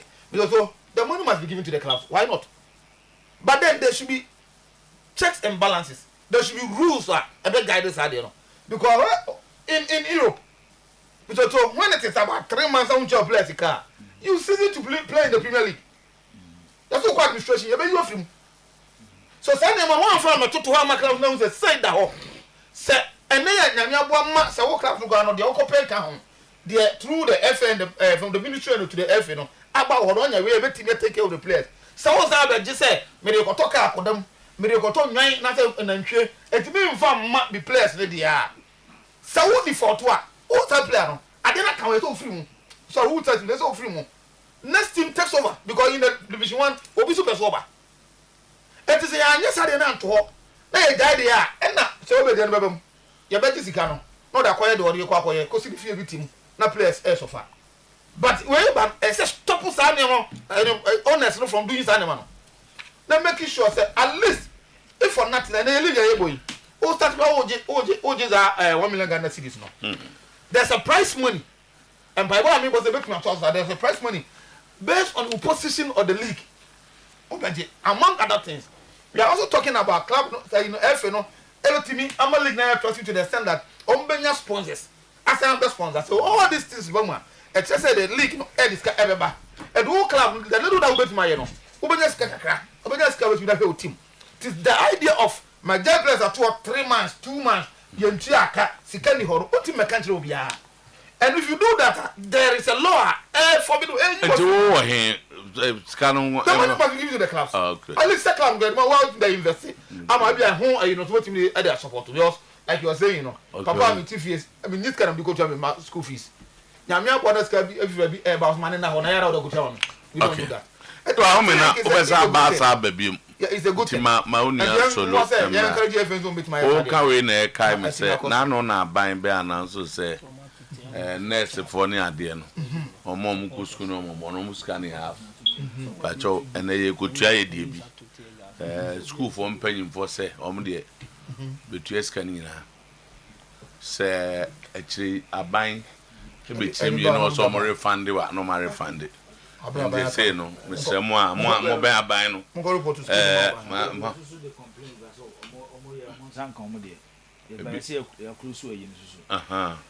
Nti aban ni echi na aya na kasa na ya. Ya kasa. How do you nga that they say ba? Ebi de ma ye na ye ka. Asema ye ka ye no.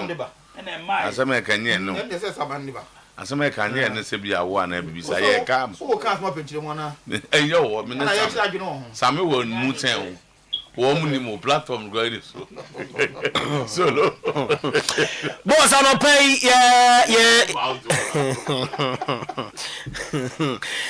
Yeah, but yes, and and carry free and no, I bebano, I come. Na Abaya Didi, na and near my question, Simna, every time, yeah, na a day, and carbon free and no banning nano, Pepsodent cavity fighter toothpaste, and I had the AKS and the KS, and you seem to conquer and get in your bois, Emma, your fresh bread, now for your seno, and some fitaning answer, your cavity fighter, ma'am. I know you're then pro fluoride and microcalcium ingredient, and the argument no bois, na boy a seno, and by name a seno, and so and now what the Pepsodent cavity fighter toothpaste, I know, and I was bushaning in AJ, now omode eco almost in Quadano, and some penny for, and some Pepsodent. Every smile matters. Lovic group of companies, SCSA, we run more Uptown Foods joint to beer promo about aduane ne bono yatete so enkane bia woje chicken noodles as at 160 cedis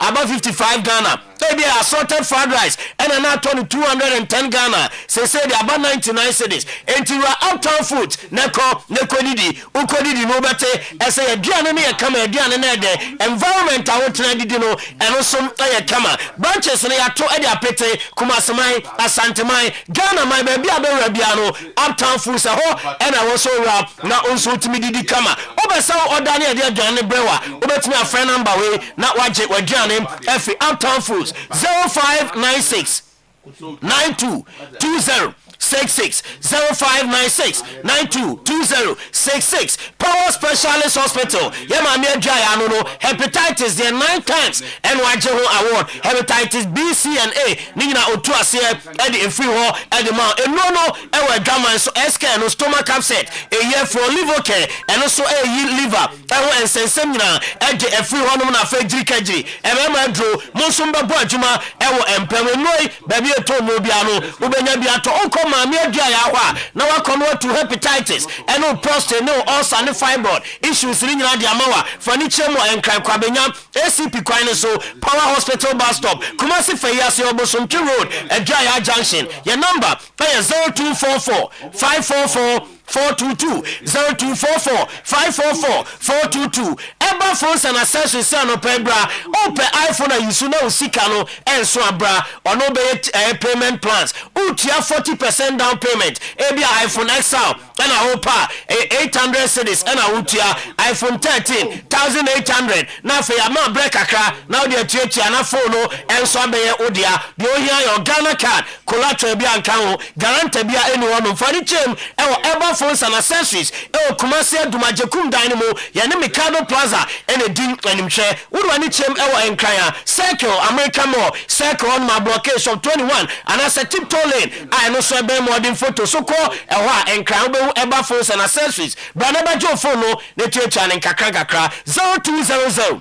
689 170 0200 689 175 for number way now so any ever phones and accessories ND and come Maki Bell School and say open baby Edward Bofana ko na ya chana dia michire school papa environment ni serene school papa oba BC wa Bofana chira obetwa Maki Bell Schools no and I can for dia ma o enroli Bofano our crèche nursery kindergarten primary and afa JHS so na no wo ba na ye choma de ye na ye make sure ese ye ma kwada bia tablet ba ko a ono be online classes Google Classroom be wa ho no de asu ade ye bia kwada na adwere mu e wo Makibol Schools a e ho e na oye awofo a e na no pe wo do abofa ne ko na akosua de o pachi number 2 Kumase Boase kwan ne so e na ye wo from Makibol e wo 0246 266 555 and 0249 617 716 Jacob Columbic Company Limited and so city me what's the dine now pay electrical service mbacho and for an inch bia for ni chem Jacob Columbic Company Limited or see oba no be house one ni nyina e wo dine we see wi na di amount obe PVC pipe fitting obe electrical fault di amount obe installing CCTV account fire alarm system pole working gate automation motor installation ni nyina Jacob Columbic Company Limited oyebi e wona so ye e dan mu no wono e na eba abaye ho adwuma ni nyina e di amount kronoma boy hia donko wonoma ye ben best brain school e wona Jacob Columbic me ba chone company no e wo friend no e wo 0536 006 441 and 0208 304 990 Franco still phone papa perfie and Franco the leading mobile phone accessories and electronic retail shop Franco Trading Enterprise kwajo Nokia Samsung iPhones no ebi e wona so ye kwajem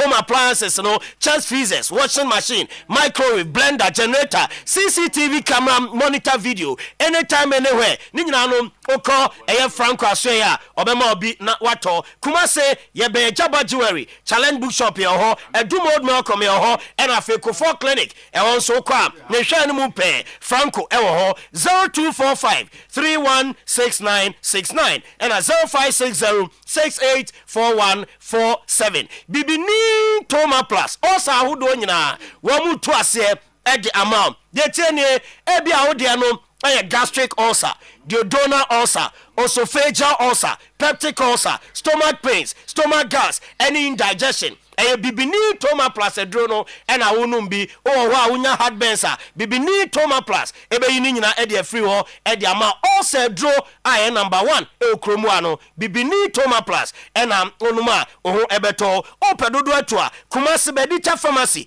e wo Ashton Promise Eba e wo ya bro sai mobile obenya bi nkran so Bedita ho no makwa obenya bi ena fe ba bi eto no bia no odi owura ho a oso pe Bibini Toma Plus edro ni bi na obenya bi na etu all sa hodo ni nyina se Edi ama friend number way na jedodo enso eto 0558 055 894 and 0541 337 816 and more one kitten na wo fie no dia udi to amu nyina ase no eya tumpan insecticide spray sonkronso ntontom ntata tefre ni nyina odi eya atumpan insecticide spray ekofia obekum awa ni nyina de free ho na wokum amu no na center eka ofie no enso ye center eham ni nyina ne sem atumpan no ye won lemon scented and your lavender scented a ejanka eham e wo fie wa bra uyi mu awan kitenkete ni nyina enso edi every ho ra supermarket bia na je atumpa insecticide spray ni bi na fa ekofie Kumasi Sokoma Accra Pokiase ACP Takrade Hakuna Matata ubenya dodo na wato number ni 0553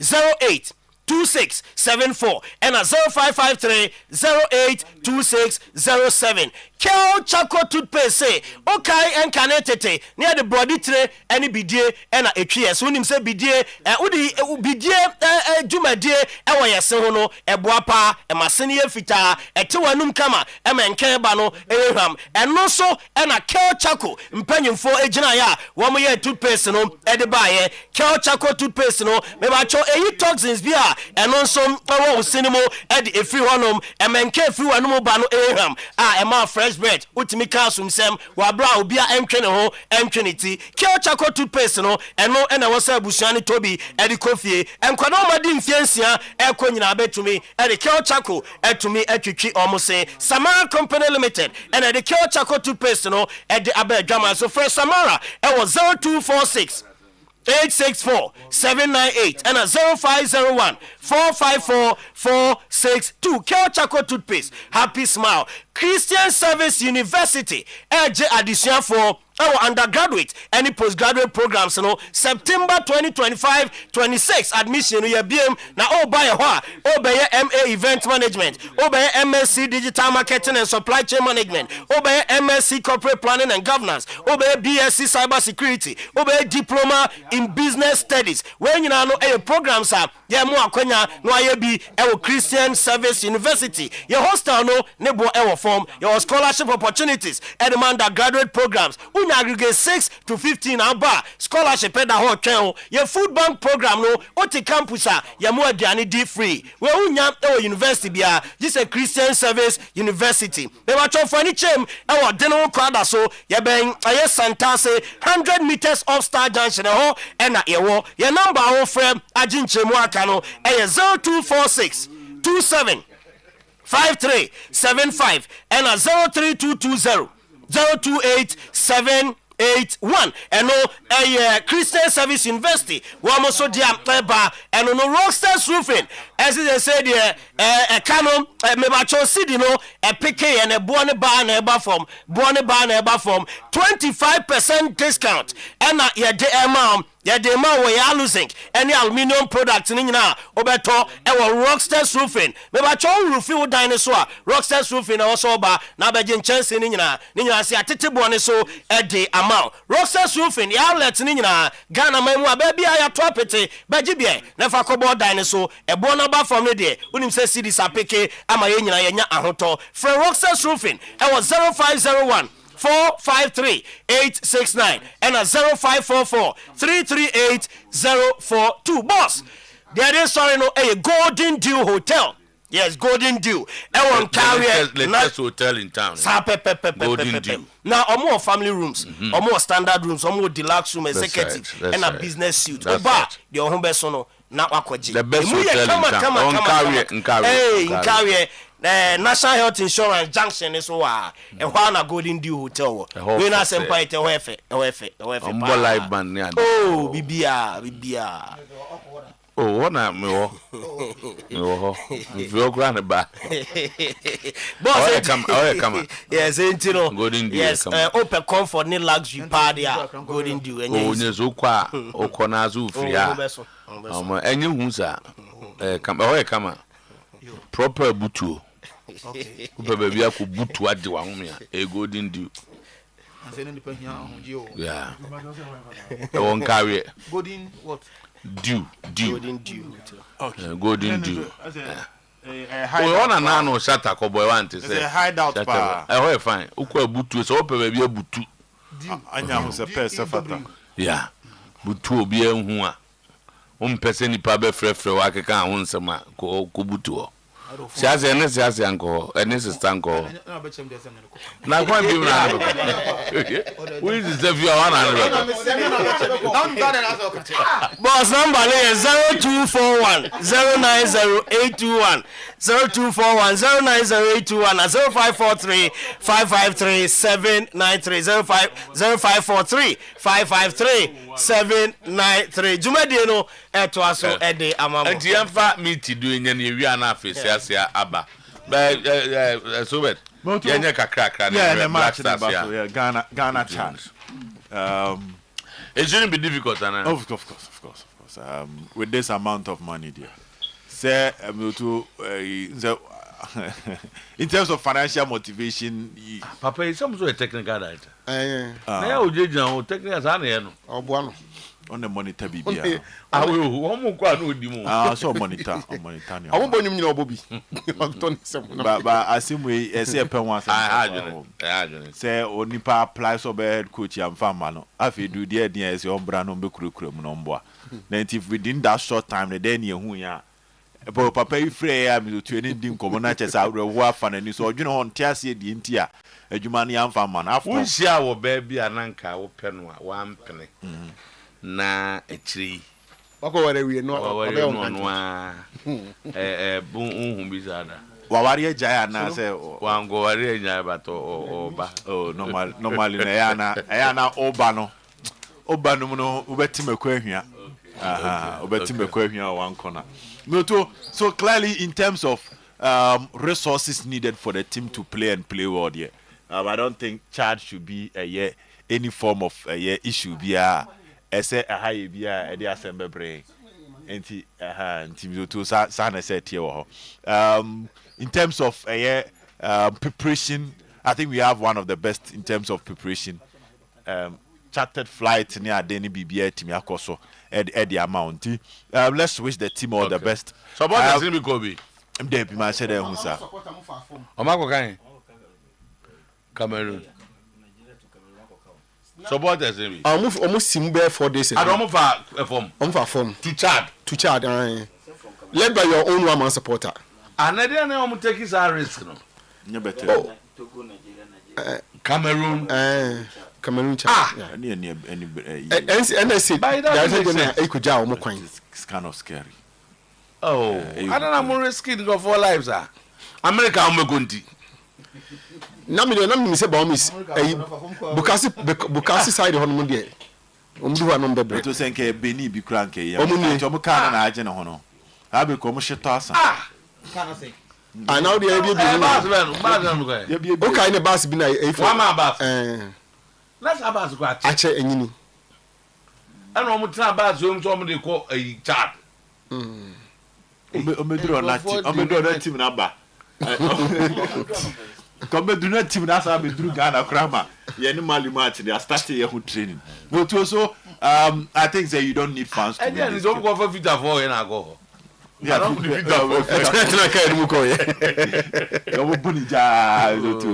Then we send you a call. I think Otuo and his guys don't have any form of excuse.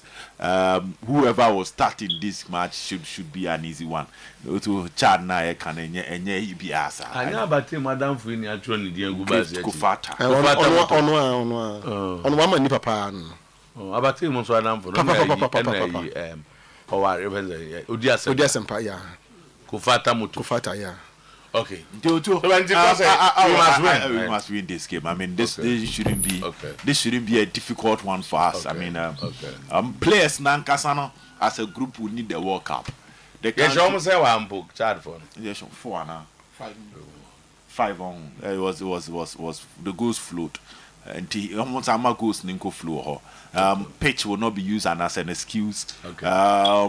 So we need any win. Yeah. But one thing I will look at is how we get our attacking balance. We are lucky to have quality attacking players doing well in their respective clubs. But at the Black Stars level, we are yet to get the right balance to bring the best out of these players. It's a semen boss, Jordan, Inaki, baby, Kudus Nijina. Oh, near Feni, baby, the party Sujina. That is one thing that I'm really looking at. How we can get that balance right. Kudus playing in a position that Obetime deliver to and your mass person. To account back to managers. So Kudus against Manchester City. It was a match attacking wise one said Juma. But Thomas Frank decided that without the ball he contributes so much to add the defensive shape of Spurs. So Sanyo Manu Yapa Iraki Semenyo Jordan Kudus Party. How the coach will get the balance for these guys. Good. Loto enye chat team omo ya de. Oma concede 15 goals. Or qualifies in. Oma share 1. After the 15 goals no ma concede no ma share 1. But their last 2 games no ma no more money that so kakra. And that's why the moment they say in their last 2 games, one their friendly game and one their last qualifier. Omulusu just 1-0 to Comoros. And omo last friendly game in June. Omone Kenya ball 0-0. Akwakwaye omaya, it looks like any game na yakobo no money that so nyina your coach. Raul Savo that Swiss International on the Central African Republic. Ebe share wa han so be kaya. Ona na coach Central African Republic no. Eti ono na omo money that so nyina akoto no so. When it comes to individual players there, the gap in quality to muwa. But say na World Blasters team and the current players na you no say also Africa kwa na the best. No, we can't those who should be the best. We say debate in there my ya. So offer a campaign na ya share 15 from the 6 games ayabo. Just say averagely every game be 2.5. And there is a possibility see a better so and you consider 5 goals from the 15 goals na ya share no. Eti offer ye 15 na ya share no mo 15 no ma consider. Using these statistics alone, it was a Ghana favorite in the Mua. Oh, you know, in the Mua, I'm to train a see a Timisha woman. But surprises in football. One country, I'm to make I on my baby, baby, almost stadium, and no be on mobile freya. You call your Mukoshe. Necessarily on. Oh, okay. I'm not afraid of coy. I won't invite you. And I go say, and they won't say, Nessana Charlie, the night, even though a World Cup qualifies. Once they see a reported for batches of police 42 tear gas. I don't just so be a free gate. No, so be a Mrammy heavy because I dare China for Nakwayamon. Meaning the one who stayed you now to Utuado separation in it. A sword. But dear China for Nayamon, no more child could no moon be there. It's a special occasion, especially for the national team. It's a lot of things never cause will give them. Once a do stage in a players in a park as well. They don't only play to win games, so Omukra the heart of the nation. Wow. And then the mag game is a woman was no. Woman that work Cameroon. Make up with table. Lose.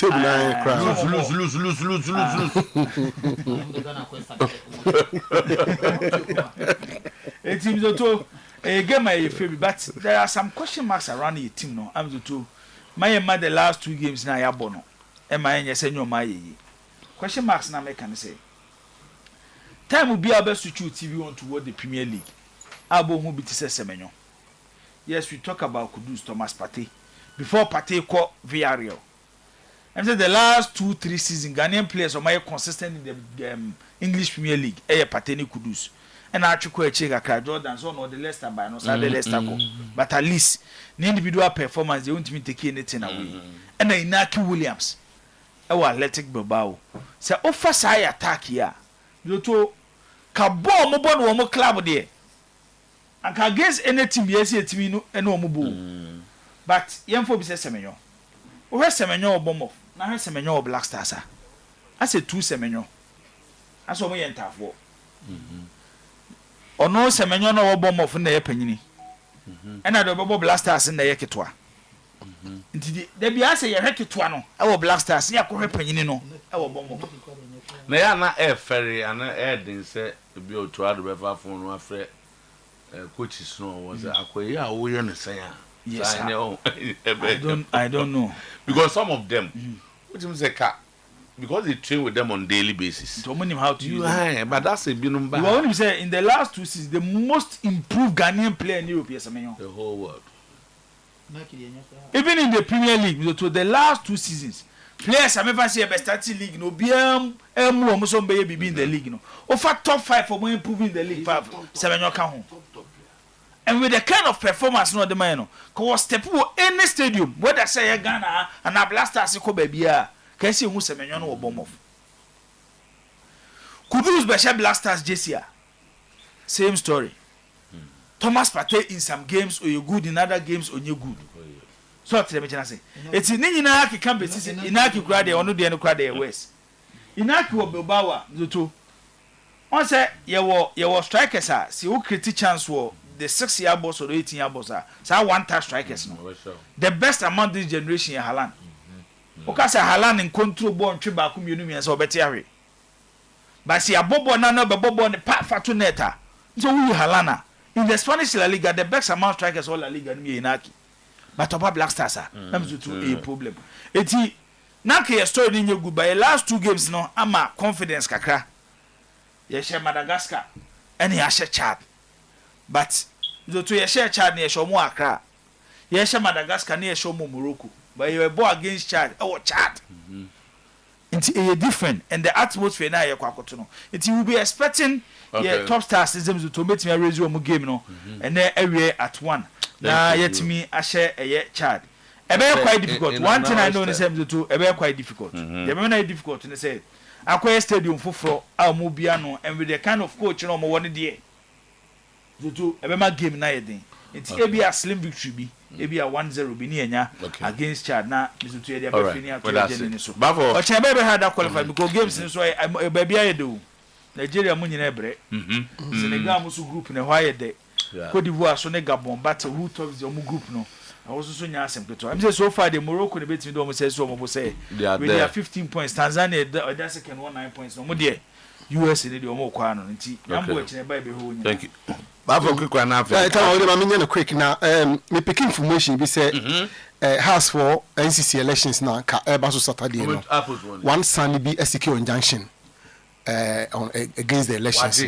I check man say the court out and I'm just say it's been served on the MD MD no any the electoral commission for now nti me be dey chimo na minya details no to see aí na minya aí tamo Mr. Akwesi Afrifa Sapon Mr. Akwesi Afrifa Sapon Ashanti Gold omamu Goldsmith for hay and Mr. Akwesi Afrifa Sapon birthday yeah okay chairman no me baso ware me mende me baso and no mo engagement no oh okay oyene bangu me bangu so no Akwetela is assemblies me baso 80s tama na me wa assemblies oyepenyini wo ho oyepenyini wo ho yeah me free me assemblies ono da bia no oni medi nkoba wo se we ni church member amba o ti e call Rangers ne call CS ne ade o Rangers assemblies so I feel assemblies for no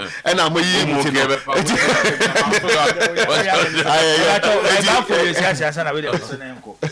former Santiago goalkeeper Razak Abalora and then na woda oh okay we if in the police ebony wow and then the ba no se me fa fidie so but so lo mu fa yin into speed CCA na Abalora ne so way Abalora wo Kazakhstan if I'm right okay ma me fa fidie ne police ebony yes police ebony yes Oma won yeah oh good very good ma me fa fidie na menjina police ebony anemu ko de fa me so ne police ebony no way Ope police ebony picture say kasa na nka order na ba omo fa Abalora ya Abalora dey man here break omo fa Abalora dey to so police ebony wo central police station because edin na mbele kam hard kro obezo hard edin tia ebony dey mfan to 20% right captain you go say edi ema wa you know wakana wanadie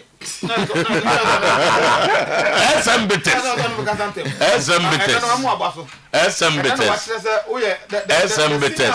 there be oye payment na fi even ba be biro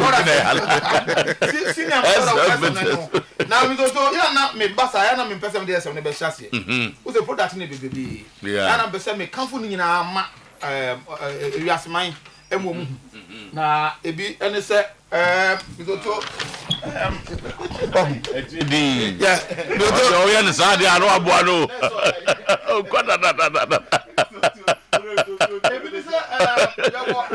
yawo edek malaki wo ho aya no ne teacher ni malaria malaria so yade ha ye pa ese ye clear ye kan for man for edek malaki oni bito so your edek diabetes mixture and also diabetic patients no say yade fo no so to mo hwe eno chi kwan e bodjuma papa no nam aye beboa sana your edek SM beta ende no ni ana edek be strong mixture so to na make one say e ben SM beta but e bi on adwuma aye you see use SM beta in the adwuma ni sisie ene atenkam ana we ni the general body pains eti so to na say awa ba ya system num aye child sa no ya na eyi wo ya wo ho no eba eno na make am for man say be strong bitters bi na eto among others but be the four ya ka ho asem na am so to magina wo SM bitters no because SM bitters na jiba no edek ne dikan edek ene dikan edek SM bitters edek EDHEC edek no eno no so to na me ka se SM aduma no enwie edu heba yes ana etrezo nyanti ye nya acheso a atani point ntembia ya se e kanfo makofo me kan sam pempenso ewi sisi yade no e wo soro papa awo ba bia sisi yade epeja no mu problem aba awo bo bia mzoto amafo e ha wo emu ntina megina so akanto ye driver ni especially a driver for mo trafa ko che e drive ko you know kwan e wa no so to totu ka mu na no wade na ohun to fi sade no so to obi o tena ho che bia no to adoi bi SMB tesibi na fatu na fa onso no yes etina wo waje atuma o kan ho asema ye kama so to ma mfa telephone numbers no mudwa se de be ya obetimi se wunya bi nto awfra ye betima kire ho 0243